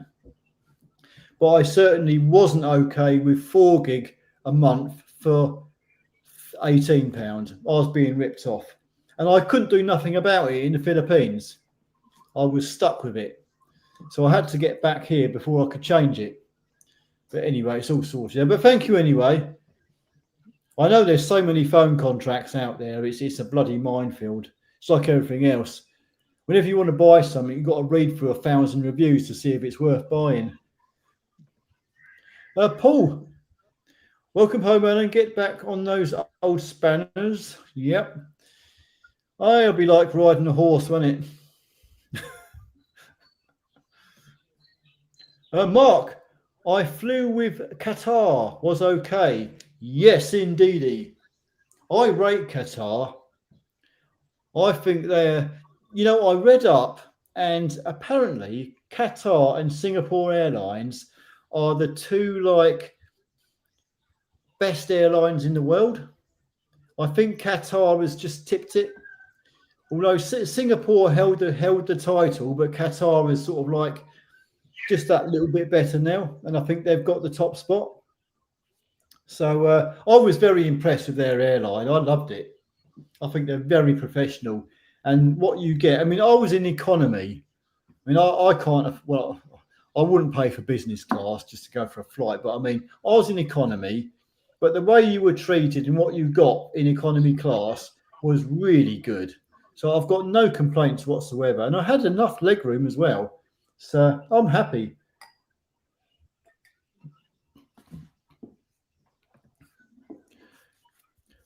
Artisan, my good friend has had an issue with Ryanair, so I personally don't recommend them.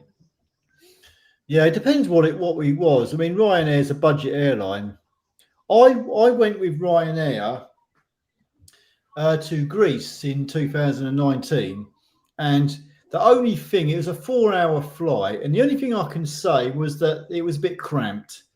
For 4 hours, I was like pretty well cramped, and I'm small. I'm not a tall person, so I can imagine if you're 6 foot or something like that, you're going to have a little bit of problem sitting in one of them seats in economy.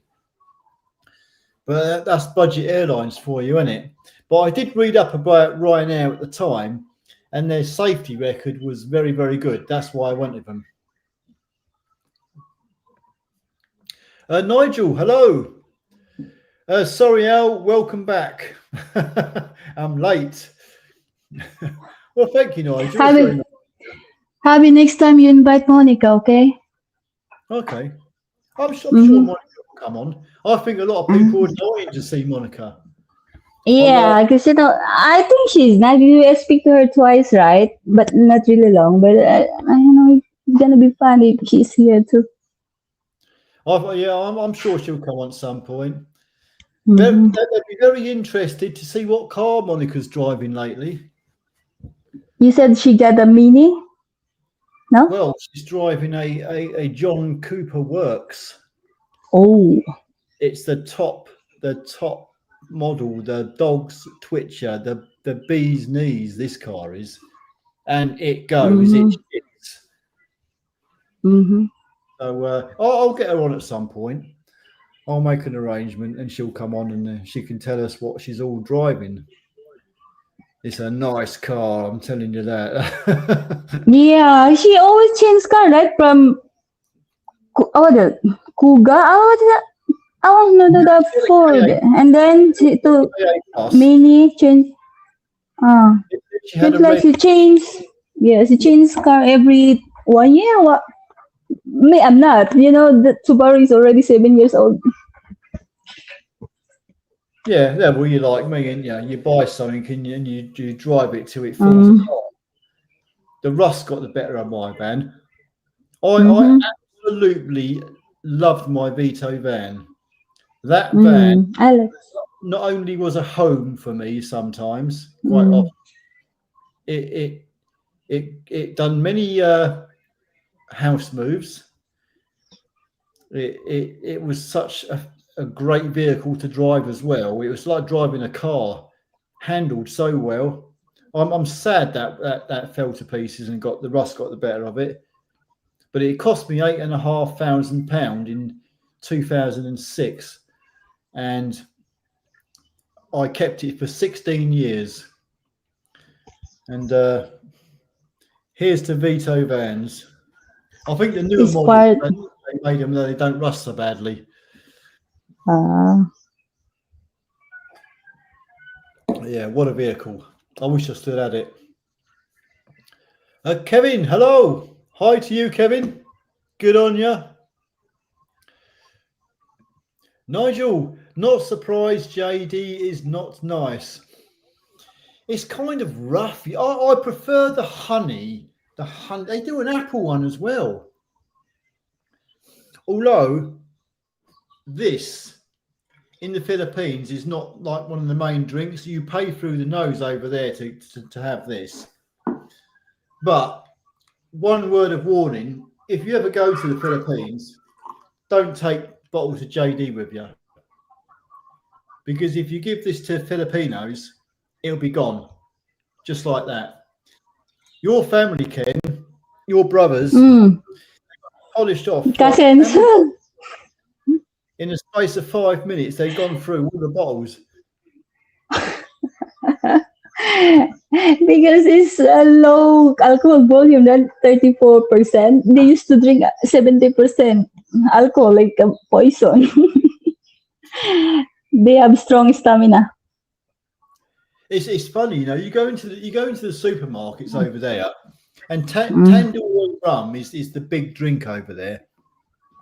And you go into the supermarkets, and there's like baskets full of bottles of rum, like, because it's like the big drink, isn't it? For all the karaoke is, you go into many shops you go into, all you see is karaoke machines, speakers and microphones, all centered around karaoke. Everywhere you go, there's music blasting out. And if you're one of these people that don't like music, like over here in England, if you get one of your neighbours, say you live in a street and you get one of your neighbours blasting out music, you think, what an asshole, you know, and you might complain to the council that they're being antisocial and all that. But over there, it's kind of like, it's accepted in many cases that's the way.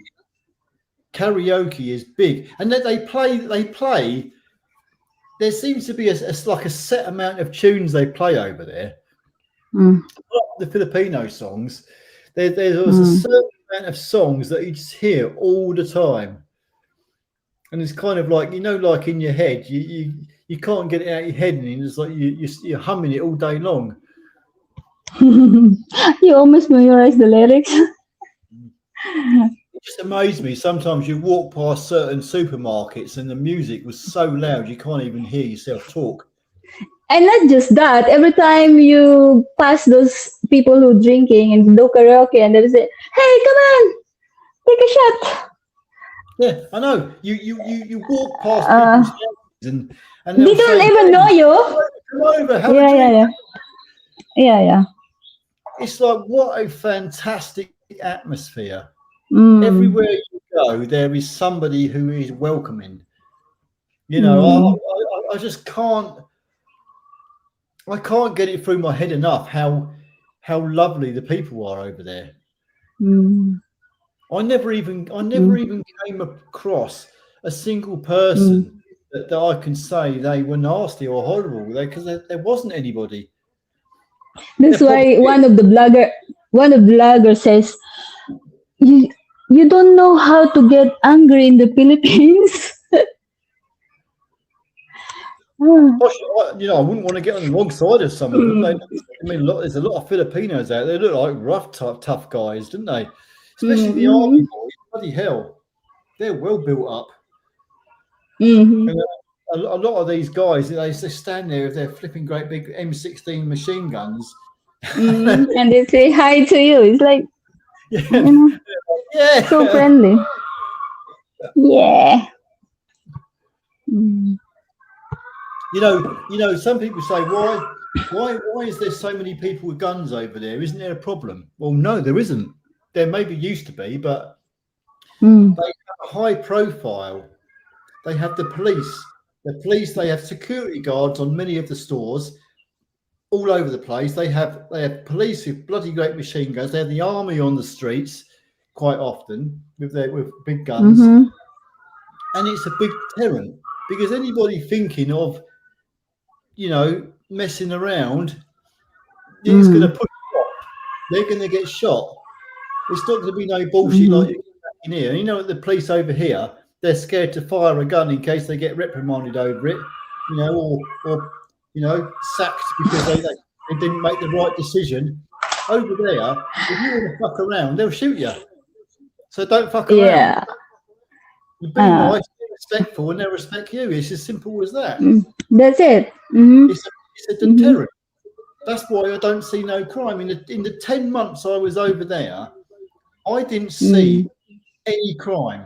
I didn't see anyone in the street. I didn't see no yobs in the street shouting and screaming and making a nuisance of themselves. I didn't see. Yeah, that's what I was saying. Do good and good things will come to you. It's not that you do bad things and you live a happy life. Of course not, right? It's how to say that?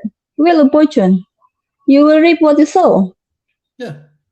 But, you know, I Mm. can honestly say, in all the time I was there, I felt so safe. I felt that nobody was going to come up behind me and jump me or anything like that. Mm. Mm. You don't get a convenience store with a load of fucking yobs hanging up with their hoods up there over their heads. There's nothing like that. Mm, It's no. just a very nice, friendly atmosphere.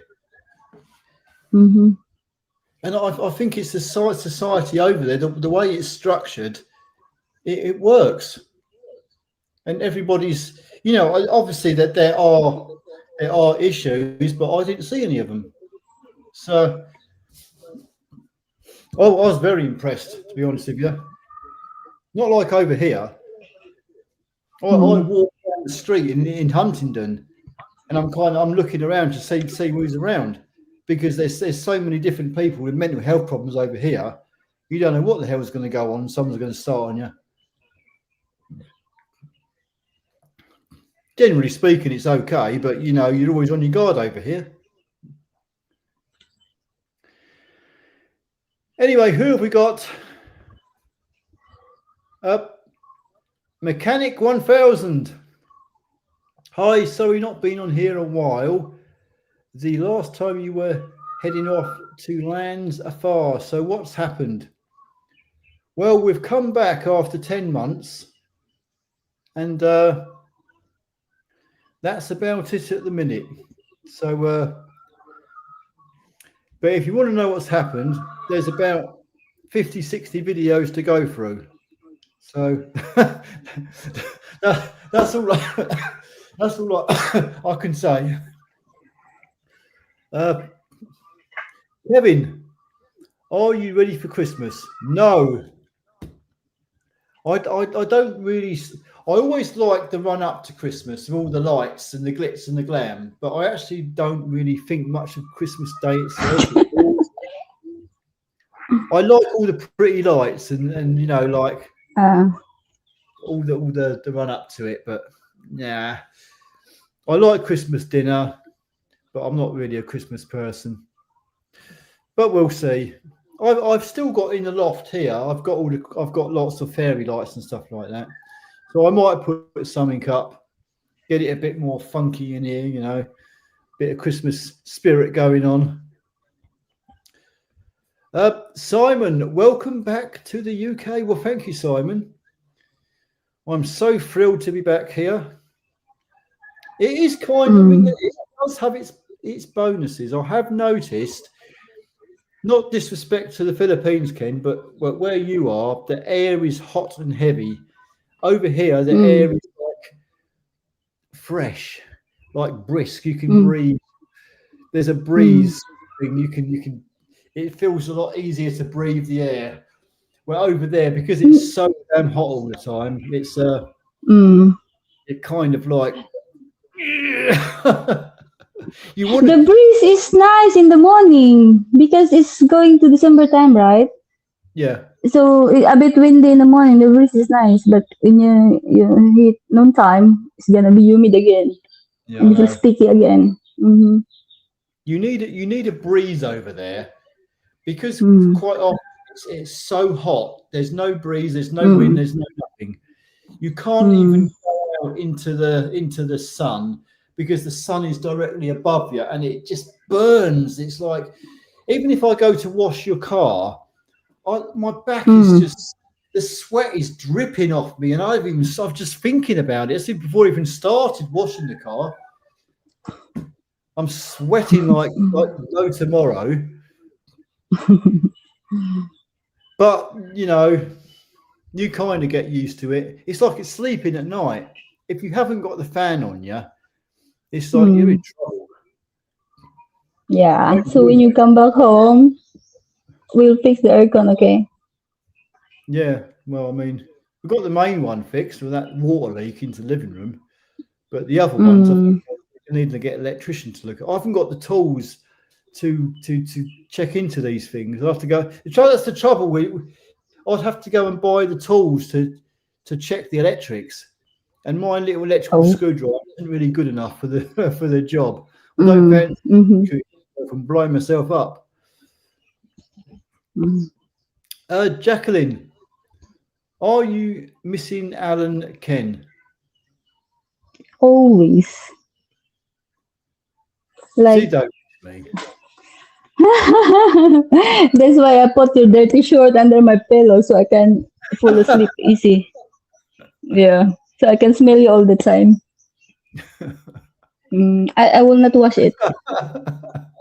Mm. Okay, let's move on.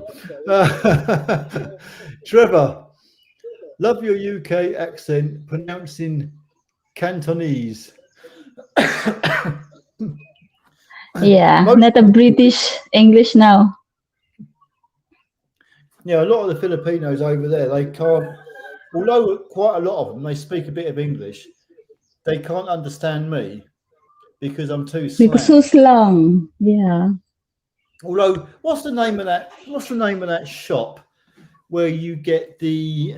Uh, it's next to the Agravit. What's the name of that Agravit shop you normally go to? Rabbit, Pacifica? Ah, not Golden Pacific, Rabbit. What? the Yeah, yeah, Rabbit. yeah. Yeah, there's a Uh-huh, little Golden shop Rabbit. down there. They've got a guy in there who speaks very, very good English. Ah, Luna store, yeah. Yeah, They are Lou. selling this Yeah, mm, he's bloody hell. He speaks Filipino Visayan, and he speaks. uh, It's like an American version of English. American, yeah, yeah, Very, yeah, American. Uh, yeah. He's very. That guy because is very he talented. he don't watch Peppa Pigs. He don't watch it. Peppa Pig. Daddy, can I have a water, please? That's British, right? But here in Philippines, we are into American English. Yeah, So that's that's why our accent is different. most You know what? Filipino. I'm gonna say this now. Most of Western people, white people, or those people who speak English, their main language is English. Every time they come over here, and then they criticize people. No, they don't understand me. Blah blah blah. No, and then they criticize Filipino of not understanding their accent. But you know what? When you speak Bisaya, we don't get mad. We don't. You know why? Every time you speak Bisaya, I found it cute, and then I just laugh at it because when you grow up in your country and then you never been to other place, so you cannot identify what accent is that. So when you come over here and you speak Bisaya, most of us Filipino will say, "Oh, he sounds so cute when he speak Bisaya." It's so, like funny to us. But sometimes Western people, if the Filipino don't understand the way they speak their English accent, they get mad, right? Do you? Yeah, your language is. I kind of get it, but the problem is my mouth is incapable of speaking the words the way you speak it. Yeah. It is Hmm. totally gobbledygook, sort of the way you Yeah, yeah. pronounce. I can't speak Mm-hmm. it that way. That's why I'd have to say it slowly. So Mm-hmm. Most of my relatives saying you are more like the way we speak English over here, but Tyler is still so slang. mm, Mm. My cousin yeah, can understand you, but Tyler still cannot get it. What he mean? yeah. I do intend to learn more. I think now I probably Mm. can learn more now that I can actually away from it. But it's difficult when you actually people actually speaking it. Mm. It's like I don't even understand because they speak. You actually might not realise this, but your people do speak very fast, Mm. and it makes zero sense to me whatsoever. So I will stick to So it's the basics and they of don't what. understand you either. So it's a tie. Yeah, I know. Quite often I get on my phone a picture of something to show them so they'll know what I'm on about. Mm-mm. Mm. Going back to cave paintings now. My home internet has failed. I've had Oh. plenty of that in the past. That's so annoying when your internet goes down, because it always goes down at a point when you really want to do something. Mhm. In the Philippines, the internet will go down probably. Sometimes it'll be every night of the week, every day of the week, when the not the internet, it's the electric, the power cuts. They call them brownouts. And Mm.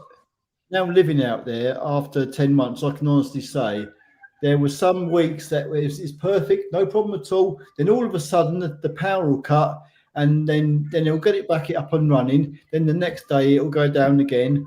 It'll get it up and running. The next day it'll go down again, and it's just on and Mm. on like that.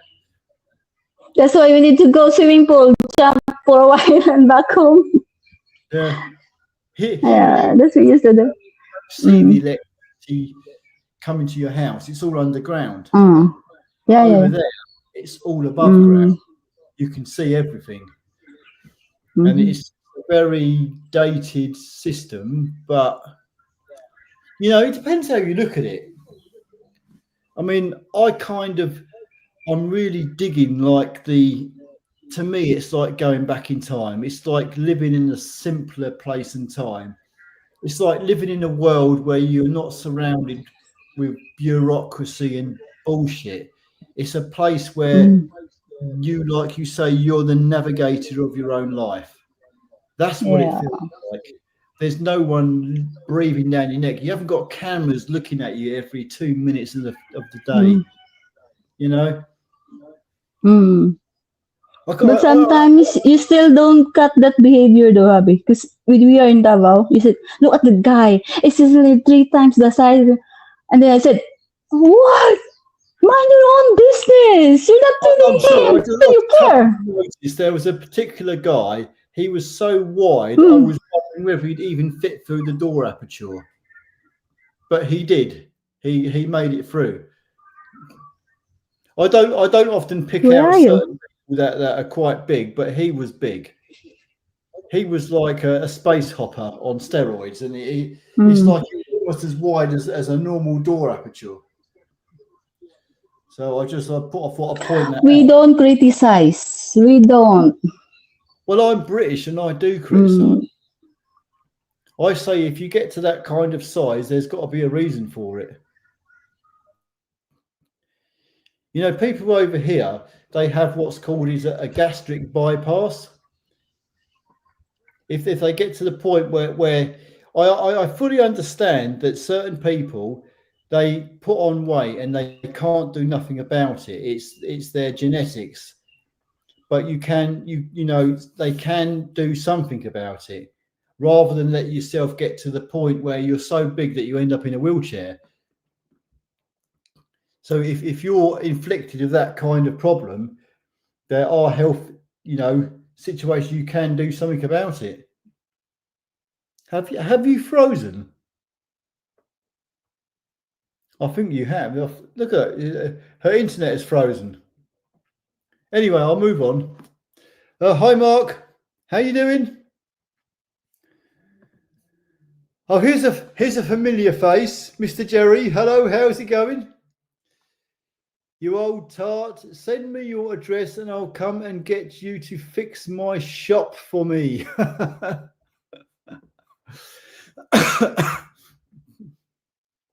Good to hear from you, Jerry.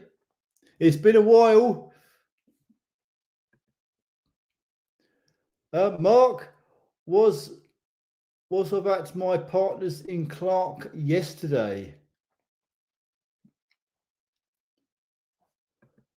Darren, welcome home. Well, thank you, Darren. Well, I can flick through a few of these comments now. Stuart, we are going to miss your adventures in the Philippines. So am I. I absolutely love going out places. There's so many places I still wanted to go, but when you get to the island of Mindanao, I mean, Mindanao is just one island out of over 7,000. But Mindanao is massive. It's huge. And there's so much to see just in that one island. I never got to experience anything up north. You've got, I mean, most of the foreigners, a lot of them, they would all congregate around what's called Cebu City, Dumaguete, sometimes called as Dumaguete. But you can go to certain areas in the Philippines and there's a lot of foreigners there. Where I was you're lucky to see a foreigner from one day to the next. But if you get to go to these places and experience it, you'll kind of understand. So what would you say? Why didn't you stay there for Christmas? Well, I did. It's Tyler wanted me to come back. I was up for staying for Christmas, but Tyler thought, well, let's come back now. We've been here 10 months, and he wanted to get going on a job prospect. So the next time I go over there, no doubt it will be for a Christmas period, because I would have loved to have seen Christmas over there. It's just, I mean, over here in England, they've got Christmas up already. I've been in Queensgate today, and they had all the Christmas decorations up. And the same over there. In many places, all the decorations are going up, and it's great. Stuart, we're going to miss your adventures in the Philippines. So am I. Yes. But there will be more to come, I'm sure. This is just it's just another step along the road. I mean, there's nothing, to be honest with you, it's not that bad being back here in England. This is my home country. This is where I grew up. I will not cut my ties with England at this moment in time. If I get to the point where I can say, well, I've probably got about a few years left to live and I just want to go and die in the sunshine somewhere, then fine. But I don't plan on dropping dead anytime soon. So England is still my home, but the Philippines can be my second home for the time being, and I can flip backwards and forwards, and that would suit me great at the minute. So, and in so many years to come, when I'm fully convinced that this is it, then I can say, right, stuff it, I won't be coming back. But at the moment, I'm here, England, do what I've got to do. This is where you make your money, here in England. This is where the money is. The money is not in the Philippines unless you've got something really well going on. And believe me, in the Philippines, I think if you want to make a lot of money over there, you need to be in some kind of politics, because that's where a lot of people do make their money. But I won't go into that because that's quite complicated. It gets a bit serious over there when you start talking about politics. So I shall carry on. Jordan, I will be there in January for 5 months. Well, good on you, Jordan. If you get over there, you'd have to let us know, and I can follow you along the way, because it'd be very interesting to see. I know you've got some good friends over there. So, and believe me, you're well overdue for getting over there and seeing all your mates. I bet that'll be a fantastic time for you. I'm happy for you. Interceptor. We need to get Labour out. Well, the trouble is, who would replace them? Who would replace them? I mean, do you know what? I knew Starmer was a flip-flop before he even got in. The guy pisses me off. He really does, because before he got in, he was saying so many things that I was agreeing with. And I'm thinking, bloody hell, this doesn't sound like the Keir Starmer I know. And I'm thinking, well, he don't sound too bad at all. He's talking bloody sense here. And as soon as he gets in, he does the opposite. He shows his true colours straight away. So he is telling lies all along. And that's what's so annoying. Is that these people that they've got no interest in this country. They're just raping this country for what they can get. And they don't give a shit about the country anymore. So there's nothing I can do about it. I'm not a politician. I think the only way you can actually make a change is to go into politics and try and get in the Houses of Parliament and make a difference. So for me personally, it's just a case of look after myself now. Earn as much as I can here, and when I'm ready to retire, then get out if things are getting worse than they are now. I mean, I don't really care about politics or what's going on. There'll always be controversy, but it's what affects you right now, how the government is affecting your life. If you're running a business, if you're a homeowner, whatever, it's how the government of the day are affecting you right now. That's what matters. So if they're not affecting you, then it's not really that much of a problem, really, is it? But if they are affecting you, then you kind of get a bit pissed off of them. Simon. Hello, Simon in Sweden. Must be tough for you both to be apart. Well, it's not easy, but I mean, I understand that, you know, nothing in life is easy. There are many sacrifices have to be made. So you just got to get on with it and make the best of the time you've got. Make the best of every situation.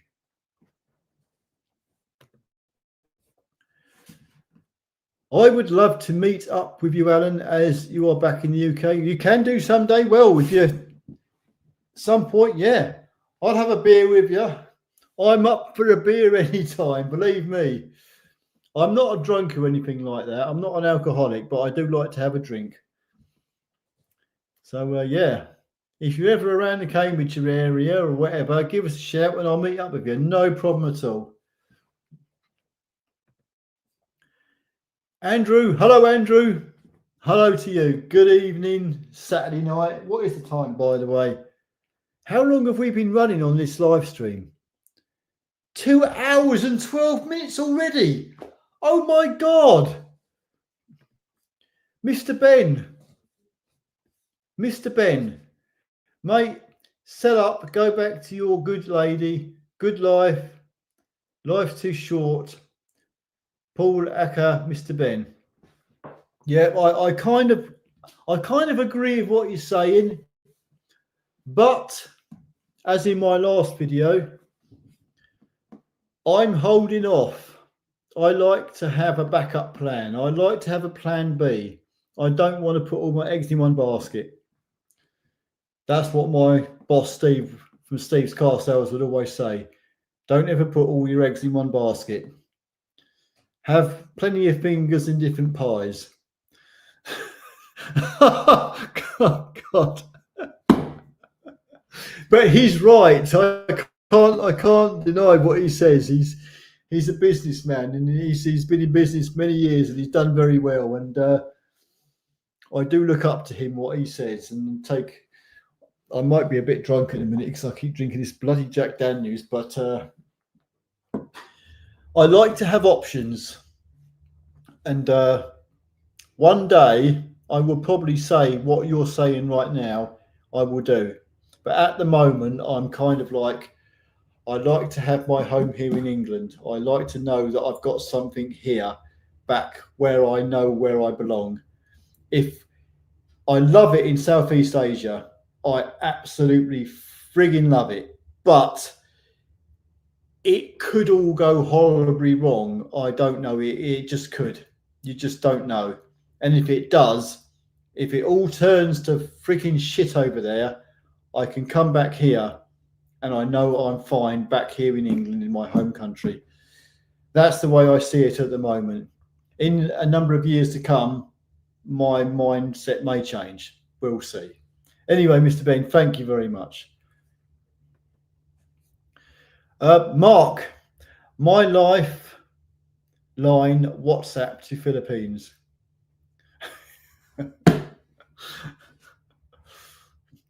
Mark, I'm getting a little bit tipsy now because I've been drinking this, and it doesn't take much to get me drunk anyway.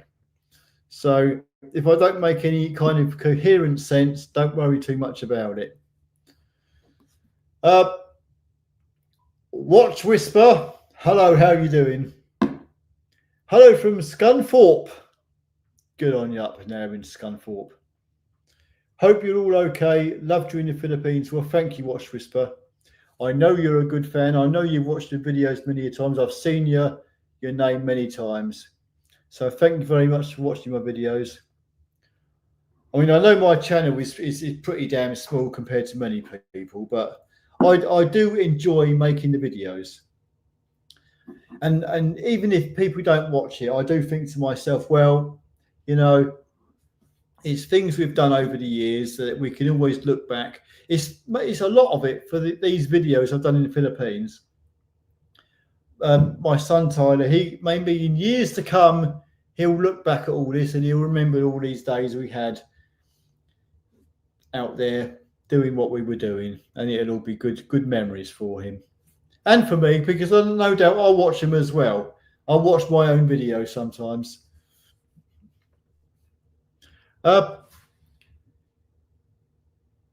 Binono, one superhero. Hello.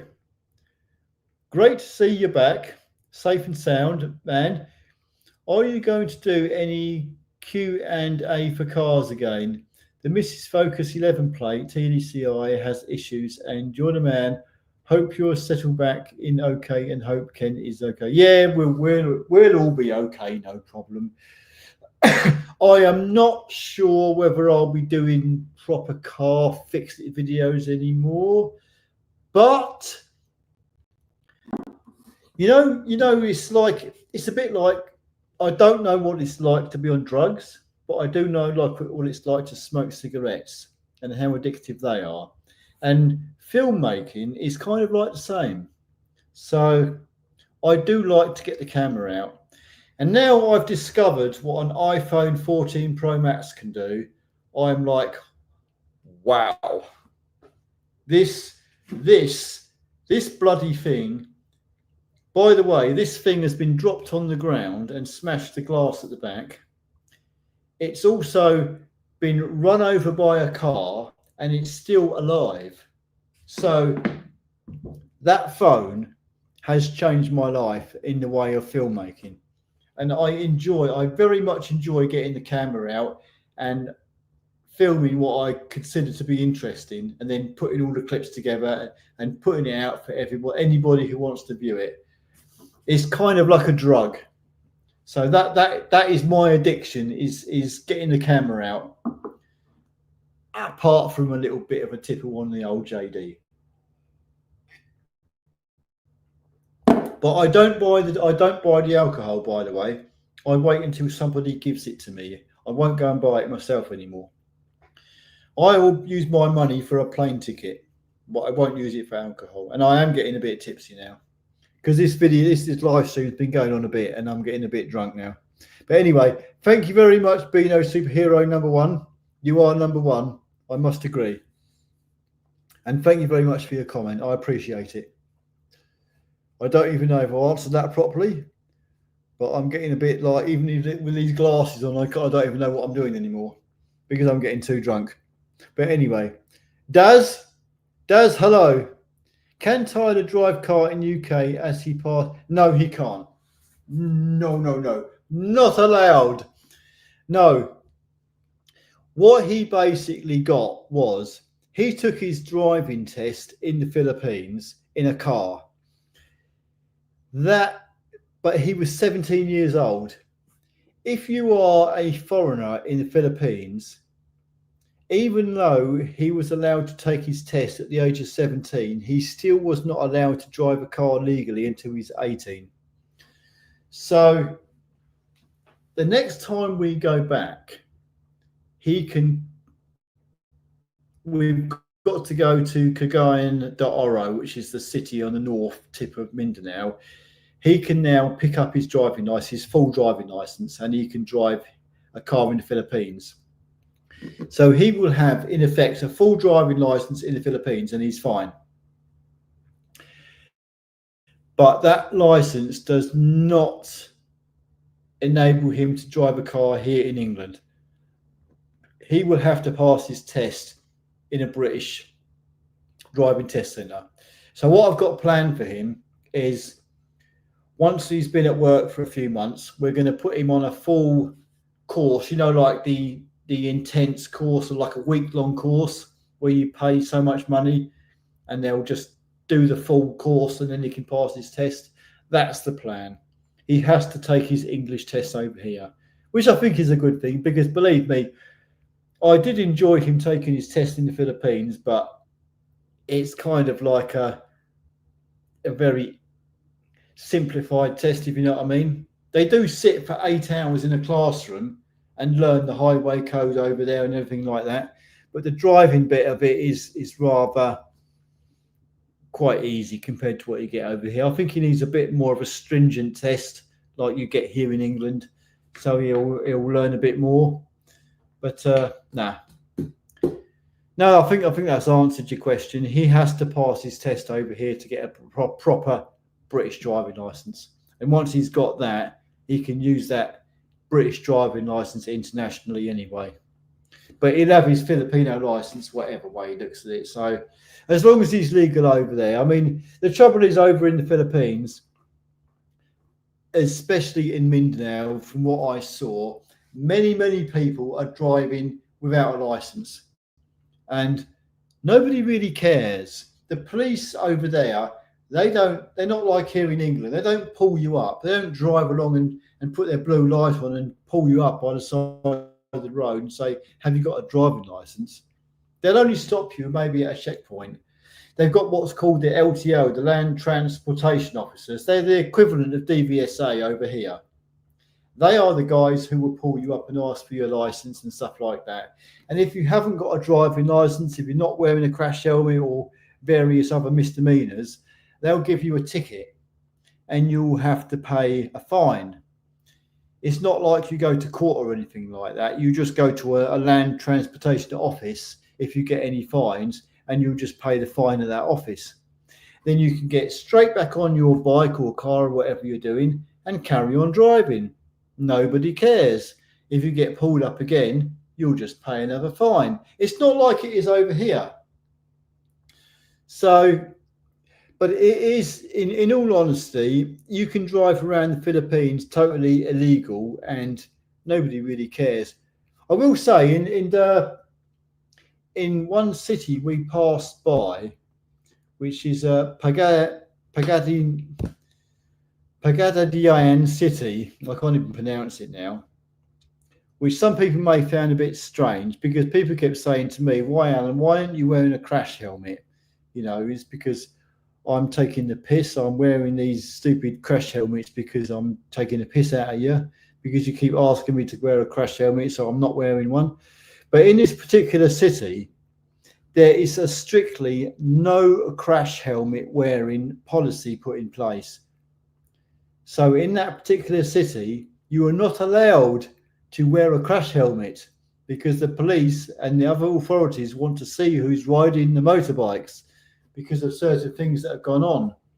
Wherein that's just in one city, but in most other cities, especially in the big cities, you must wear a crash helmet. Otherwise, you'll get penalised. You'll get fined if you're not wearing one. But where I was, most people can just ride around, just wear what the hell you like. It doesn't really matter. There's no really laws enforced. There's no one going to pull you up along the side of the road. The only way you're going to get stopped is at a checkpoint. And as what quite often happens is the land transportation officers will set up a checkpoint by the side of the road, and there'll be hundreds of people on motorbikes that are all illegal. They will all pull up before the checkpoint, decide that it's their tea break and they're all going to go off duty, then they'll all drive past. So it's as funny as hell to watch, but you know, that's what it is. So anyway, let me carry on. I'm getting to the point where I'm going to have to end this live stream because I'm getting a bit drunk now. Fellow Tractor, hello, how are you doing? Was it hard getting used back to the UK weather? No, I'm used to the UK weather. I did go out today though, and I bought some thermals, top and bottom thermals, because I know exactly how cold it gets over here in the UK. Not at the moment, it's not that cold, but by the time we get to like January, February time, it's going to be bloody freezing. And if at the garage, at Steve's garage, if the heater packs up, which it normally does every year, I don't intend to freeze my bollocks off, so I'm going to make sure I've got thermals ready. I bought a nice pair of work boots, jeans from F&F, Tesco's. They fit me perfectly, and I've got the thermals and everything, so I'm all ready. I'm all ready for the winter weather. So yeah, cool. Andrew, Ko Monyan Alan Malaxis Cole. Thank you. Should I say salamat? Mark, it's just better than England, full stop. I keep having to try and drum this in, as if you were to ask me, is the Philippines better than England? It's only better than England if you consider it to be better than England. England has a lot to offer still, even though the current climate, a lot of people may see at the moment as we're not in a very good place and things are very expensive. There are a lot of things over here which you could legitimately say are much better than what they are in the Philippines. But when you get to a certain age in your life and you know exactly how life is here in England, and then you go over there and you experience what's going on and how life is over there, you may say to yourself, well, I kind of like it over there because it's an easier, simpler society. It's not like it is in England, and I enjoy it better. I would say the Philippines is behind England. It's one of them countries that it's called a developing country. It's slowly, very slowly. I don't know if we ever get to the point England is now, but for a lot of people who want to retire over there, it's a nice, easier way of life. It's not like it is over here, and there's more freedoms over there. There's a lot more freedoms, and because of the weather, it makes it so much nicer. The weather is constant all year round. I know they have a rainy season, but you know, to be honest with you, I've been over there during their so-called rainy season, and I wouldn't even call it a rainy season. I would call it just like nothing much changed all year round. It's been the same. It's just hot, and hotter. That's basically it. If you can get used to the heat, then and the way of life over there, then great.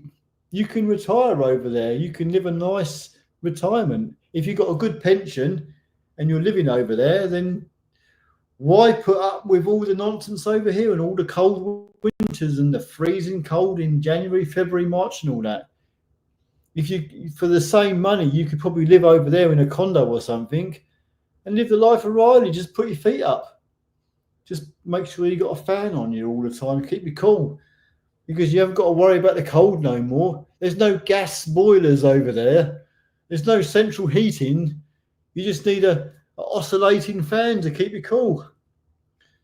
Anyway, let me get on to the next comment. Thank you, Mark. Mark Paul, hello. 57 and I have never left the UK. how sad is that when you really think about it? It's been work, work, work, and I still have nothing. Mark, I have worked for 40 years of my life, and I can relate to what you're saying because I have done nothing apart from growing up in the UK. And I've said this many times, growing up in this country was fucking brilliant. It was beautiful. I love this country. Going to all the Great Yarmouth, Felixstowe, all the seaside places, Torquay.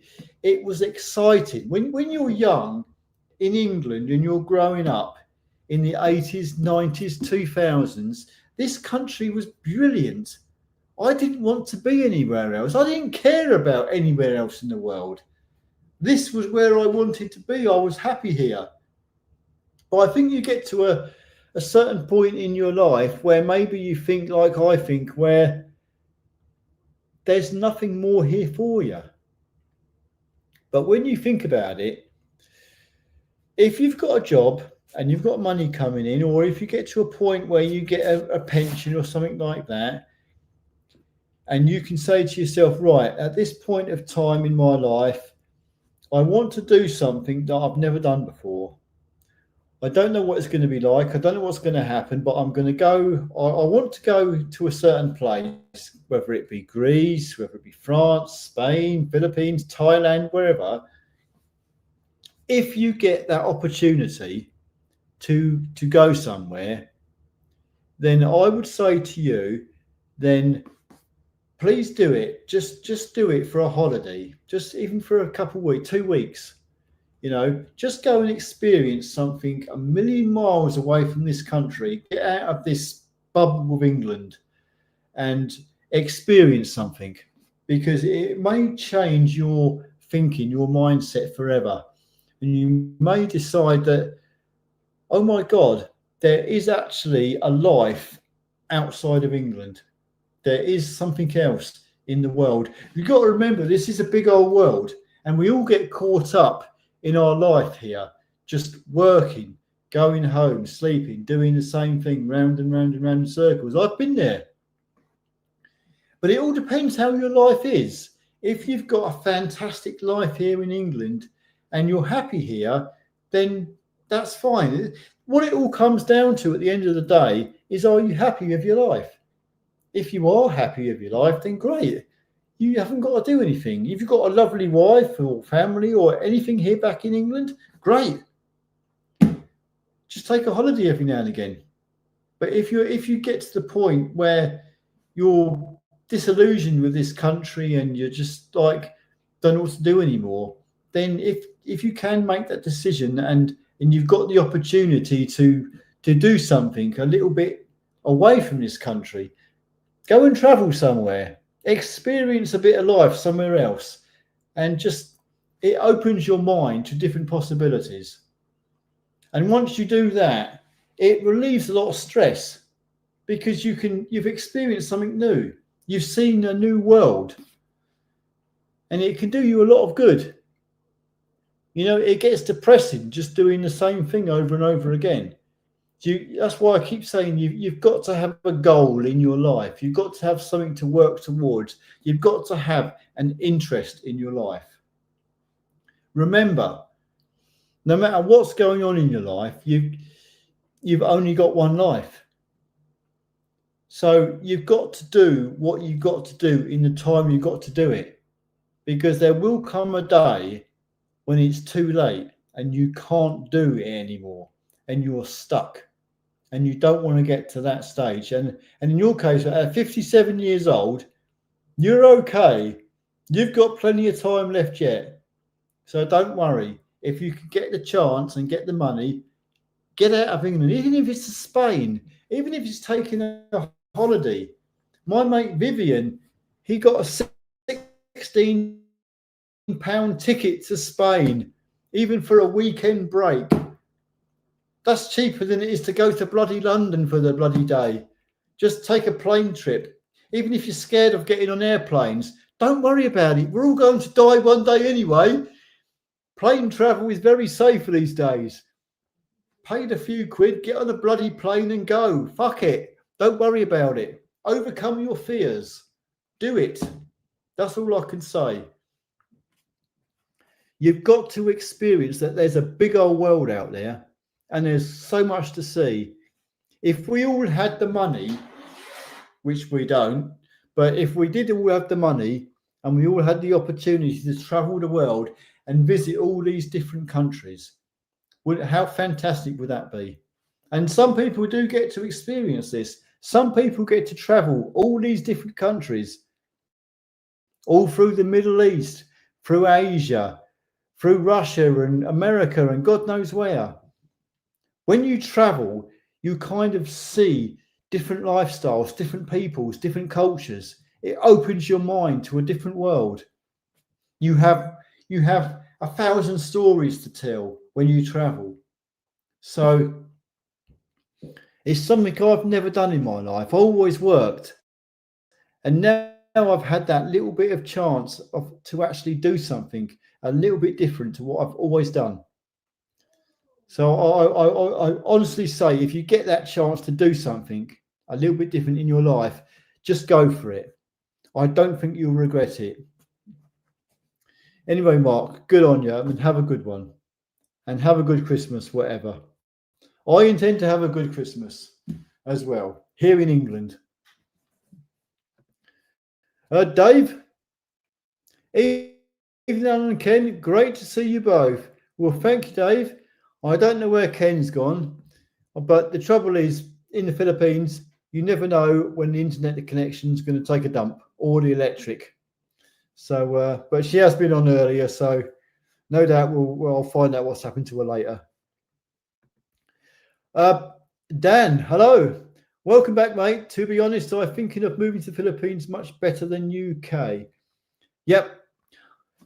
Like I say, Dan, the best thing for anybody who is thinking, I mean, this is just my personal opinion, for anyone who's thinking of going to live in a foreign country, just remember, it may sound like glitz and glamour and sun and coconut trees and palm trees and all that, but just remember, your home country is where you grew up and it's what you know.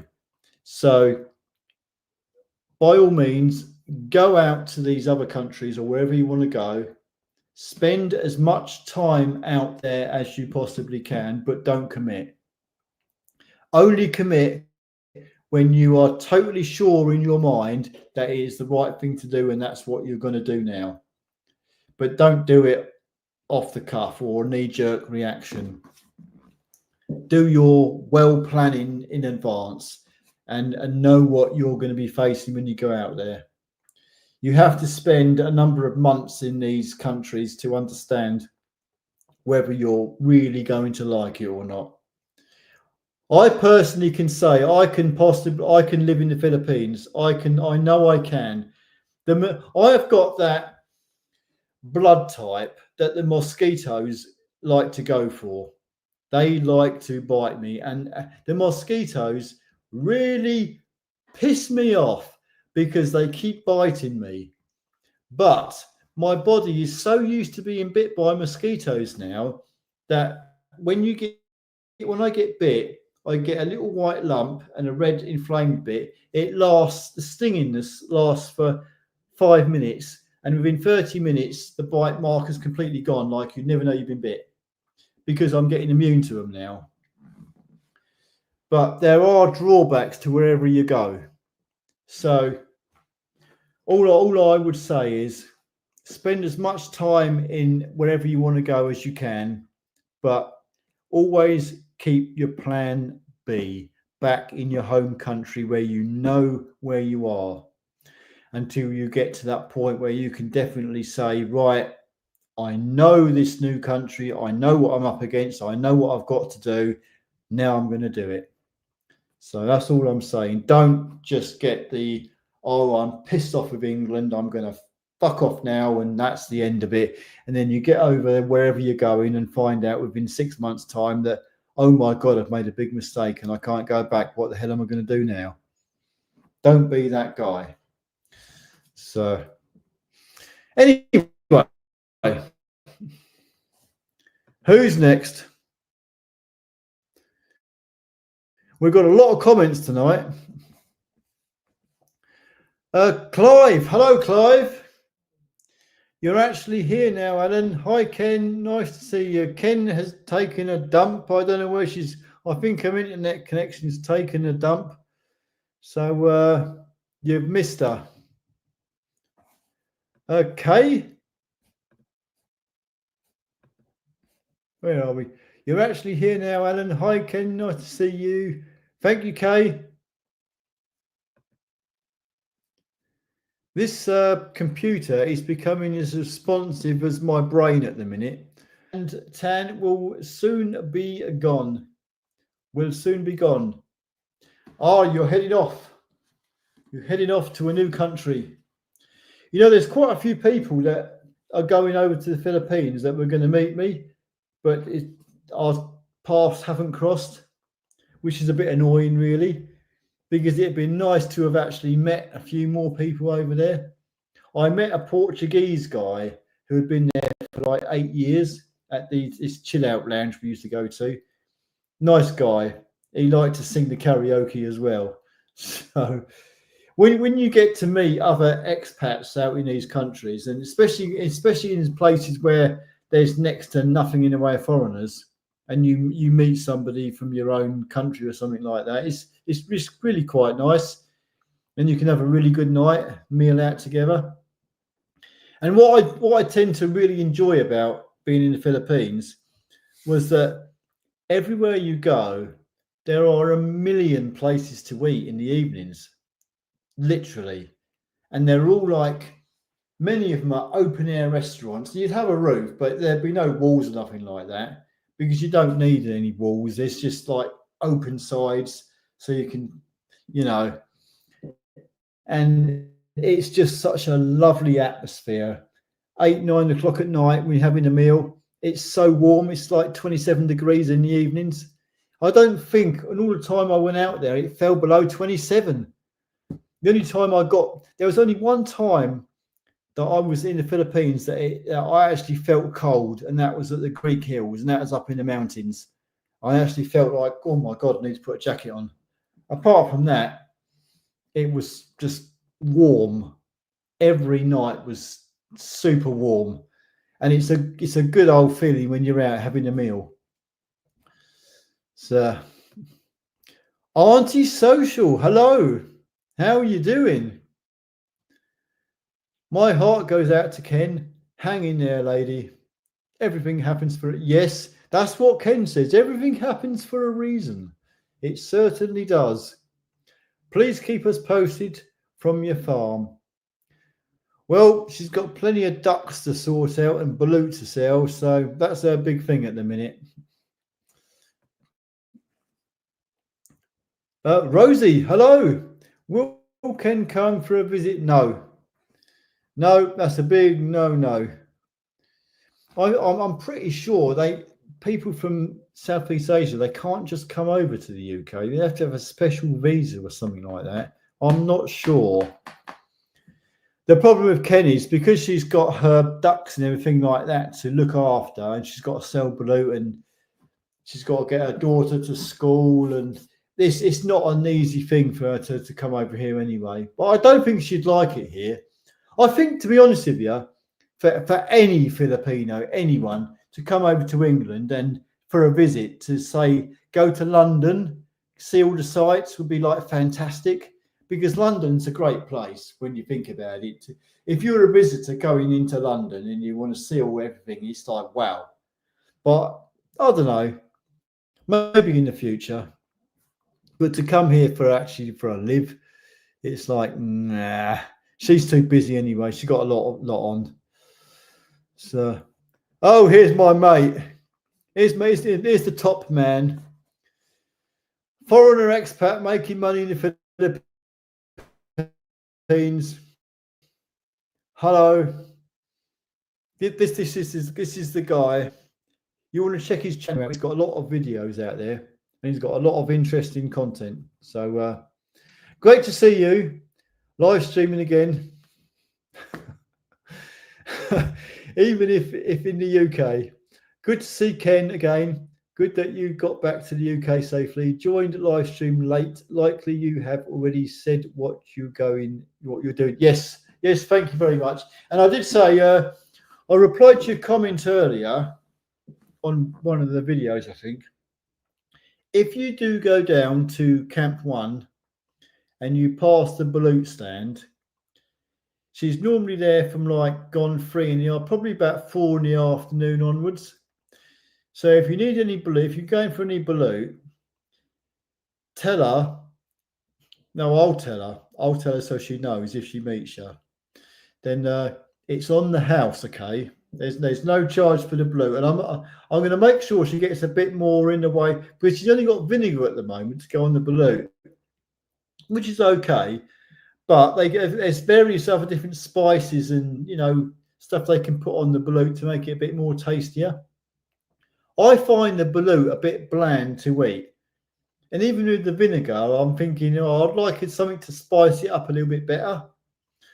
So I'll see what she can figure out there. But if you do pass and you do try one of the eggs there, then there's no charge for you, because you're a good man. You're a lovely guy. I've watched a few of your videos, by the way. When I get the time, I'll go through a few more. But you do put out some good stuff, so it's well worth listening to. I appreciate the work you do. So anyway, well, thank you. And by the way, thank you very much for looking at my channel. I appreciate it. So one day when I'm back, I will come and meet you. I swear to God. I know at the moment all I've been around is Mindanao. I don't even know exactly where you are, but I will come and meet you one day. That's for sure. You can rely on it. And it'll be fun. So we can have a good old chat. I'll bring a bottle of Red Horse with me. Anyway, good on you, mate. Very nice guy. He lives in the Philippines. Haven't met him yet, but I intend to. You want to check his channel out? Alan, have you smashed a KFC yet? We have. They have KFC in the Philippines. I went to KFC in Dipolog City. It was very nice indeed.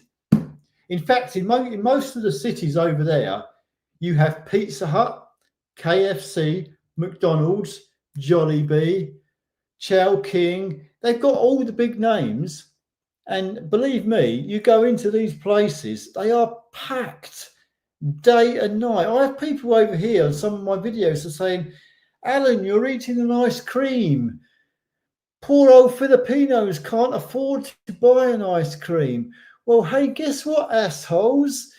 Try going into the Jollibee over there and trying to get served. There's 1,000 fucking Filipinos in the Jollibees. They're packed all the time. How comes they can afford the Jollibees? I understand the wages over there are kind of like not that great, but there are a lot of young people in the fast food restaurants all the time. And believe me, I've been in lots of these fast food restaurants and they're always packed. So I don't know really what to say on the matter. Anyway, what was your question? Have you smashed a KFC? Yes. KFC I do like the Colonel. I actually think the Colonel is better than Jollibee. If you get a crunchy chicken burger out of Jollibee, it's like someone's trodden it and the burger is squashed. It's like a limp, sloppy burger. I'm not keen on Jollibee. Jollibee is the big name for fast food chicken in the Philippines, on par with KFC. But KFC is better. The Colonel wins hands down any day. If you've got a KFC and a Jollibee, go to KFC. I'm telling you, you'll appreciate it. Anyway, thank you, Kay.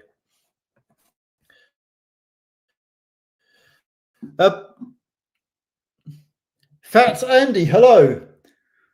Welcome back to cold old Britain. Been following your videos, really good. Did you say you are in East Anglia? I'm Lowestoft. Oh my God. Do you know what? Lowestoft has a special place in my heart. It's where my parents used to take me on as a kid on holiday. The last time I was in Lowestoft, they've got that little plaza bit where all the water sprays out of the ground for the kids in the summertime. It was fan-bloody-tastic. I don't know if they've still got it going, but I used to like Lowestoft. I really do. I prefer Lowestoft to Great Yarmouth, but I'm in Huntingdon, East Anglia. So I'm actually, 100 miles from you? Something like that? Yeah. But anyway, thank you for that, Andy. That's really nice. If I ever go to Lowestoft, I will message you and hopefully meet up and we'll have a beer. So, sounds good. Anyway, thank you very much. Paul, long-term follower here thank you very much, Paul. I appreciate that. You inspired my Mark IV Mondeo purchase, lol. Enjoyed watching your travels. What's your thoughts on the political landscape in the UK at the moment? Well, I was never a Keir Starmer. I'm not a Labour fan anymore. My parents were Labour through and through. However, I was in the mid 1990s. I was Conservative under John Major, and I've been Conservative ever since. But after the last number of years of the Conservative government, especially under Boris Johnson, after all the lies they told, especially over COVID, even I can't remember which one it is, Whitty or Valence. They used to stand there every day giving the COVID count and how bad COVID is. One of them two assholes have even come out and basically said on television, yeah, we weren't actually exactly sure how much fear to put into the British people, knowing that this disease wasn't even that dangerous to the average person anyway. They were lying to us all along over COVID. Don't get me wrong. I understand that COVID was a nasty disease. It was a nasty flu. But when you think about it, when you look into it, nobody in 2020 died of the flu, did they? They all died of COVID. So what happened to the flu? Well, COVID is basically a bad flu. So everyone who died of the flu, they put down as died of COVID. So we were lied to all along, while them assholes in the government, Boris Johnson and all his cronies, who were getting all their PPE deals to all their mates, they were all having nice little parties, weren't they? But there's no accountability to them. I have lost confidence in all of the politicians. Keir Starmer is no different. He has just shown himself. I mean, Keir Starmer, he could have changed everything if he wanted to. He could have been a lie with the WEF, the World Economic Forum. So he's just another long line of assholes. I don't care nothing for them. I can't change nothing. As far as I'm concerned, all I've got to do is look after myself now.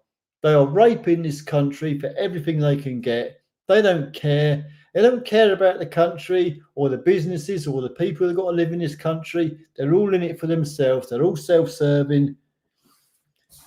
You would like to think that the politicians are here to look for the better good of the country, but as far as I can see, they're not.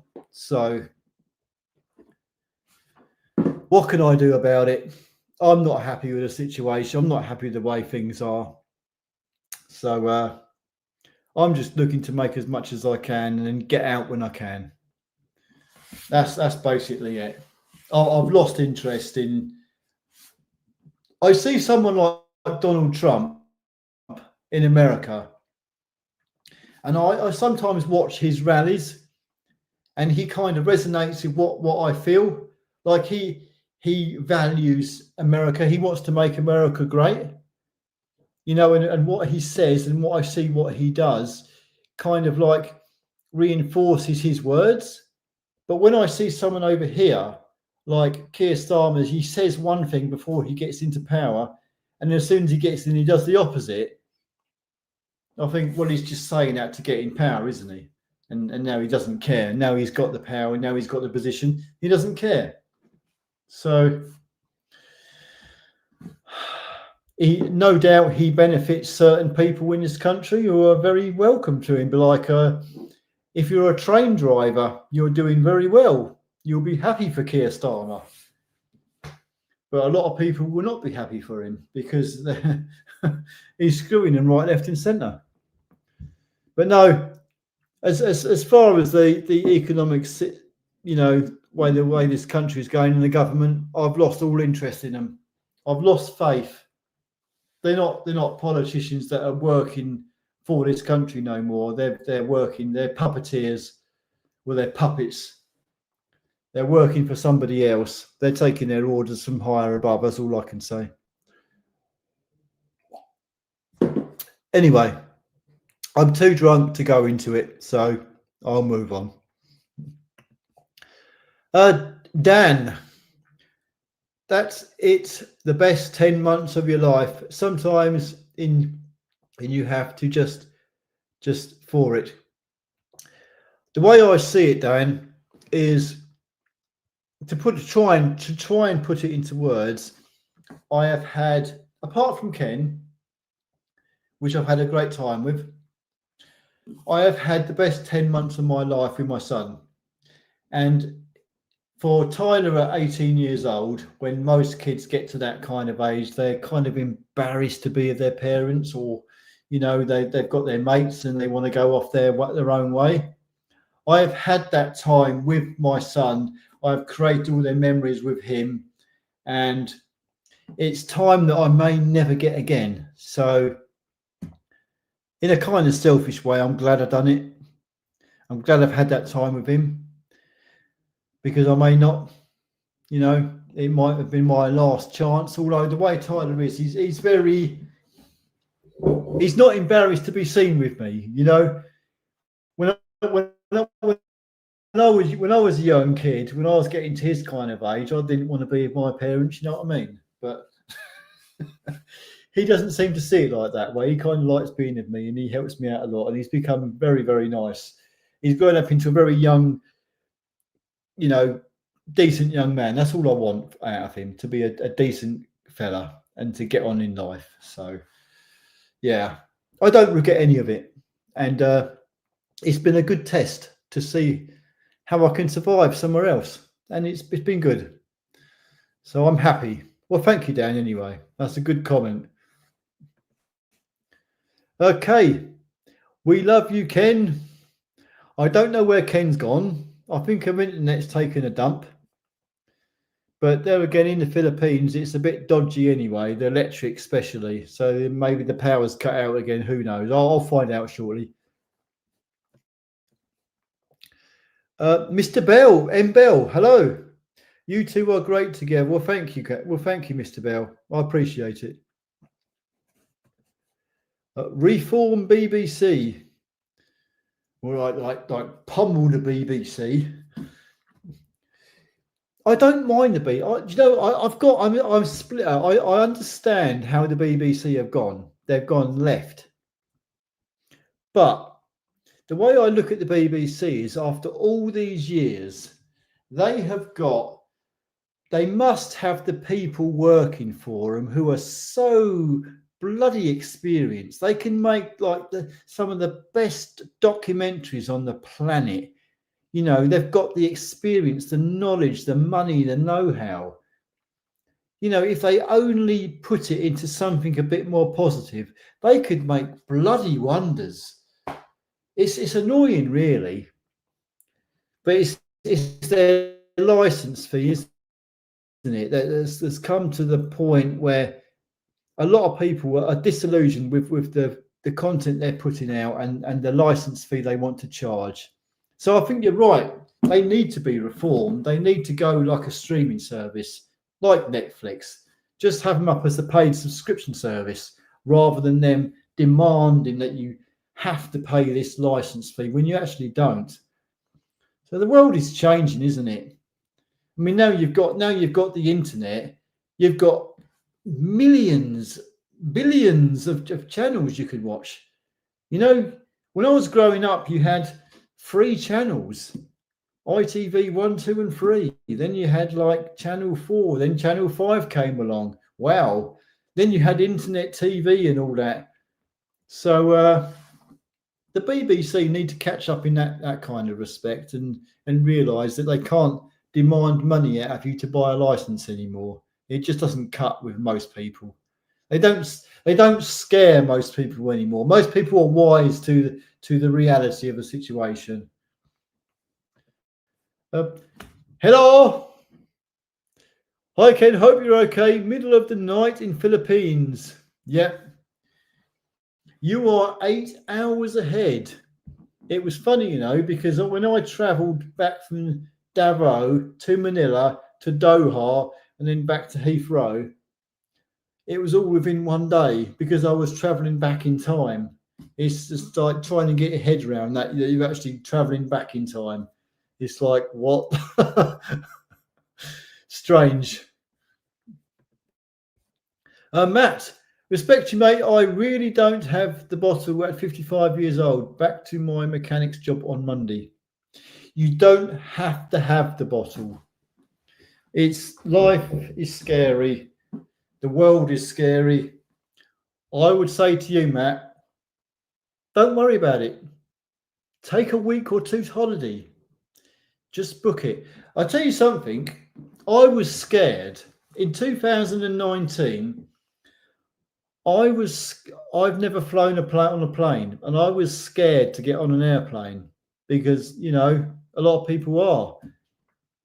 But I got on that plane, and as it was taxiing, before I even got on the plane, I looked out. I was at Stansted Airport, and they got these big ass windows, and you can look out at the planes on the runway.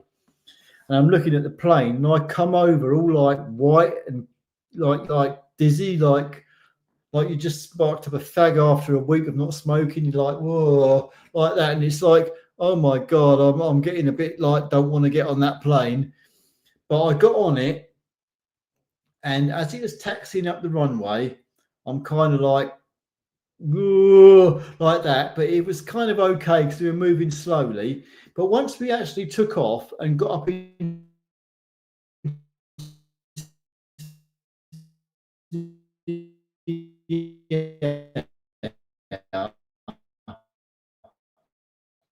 I would say to you, Matt, if you get the chance, all the time, who knows, even if you take a trip, like a weekend break to Spain or France or anything like that, just pick a little destination. You can get these really cheap weekend breaks. Just do it. Just plan it and do it. It's easy enough to book. And like back in 2019, I had zero experience of airports, but now I can walk into any airport and I know exactly what to do. It's become like no problem. You just look at the board and you think, yeah, where am I? Yeah, I'm there. And boom, we're off. It's all like life experience. And even when you get to like our ages, if you haven't done these things, it's daunting to kind of like, it gets harder and harder to try and do these things. But if you think, fuck it, I'm going to do it, or if you've got a mate with you, which should be a lot easier, who knows these things, they can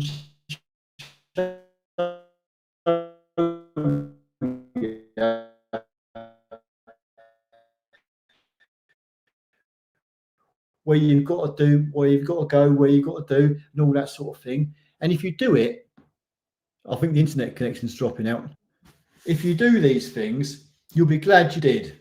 You'll love it. You'll get into it. Once you get that travel back, that travel bug, it's kind of like, yeah, I want to do this again. So anyway, good on you, Matt, and good luck. Good luck for the future. Anti-social, hello. I can hear that bloody cockerel again. I wish I could. Clive, Fat Andy looks like he's home in Oakenbury. Fat Andy, I'm just down the road from you near Halesworth. Wow.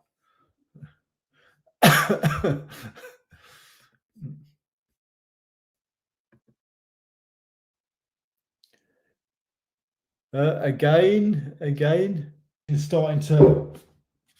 Is my phone overheating because it's using a hotspot? No, it don't feel too bad at all, actually.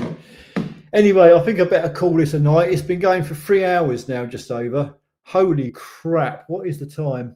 It's gone 11 at night. I've drunk a bucket load of bloody JD. So I better bottoms up. Cheers, everybody. I better call it a night and go and have a heart attack or something. So thank you very much for everybody who's joined in. If I haven't got your content to your comments, I'm sorry. I will try to get to them later. But yeah, once again, positive. That's what matters. Be positive. Life is for living. Anyway, everybody, have a great one out there. Have a good Sunday tomorrow. And remember, Monday comes around, look forward to it. It's another great day. And I'll see you all in the next stream or the next video that I make. So, see you later, everybody. Love you all. Bye for now.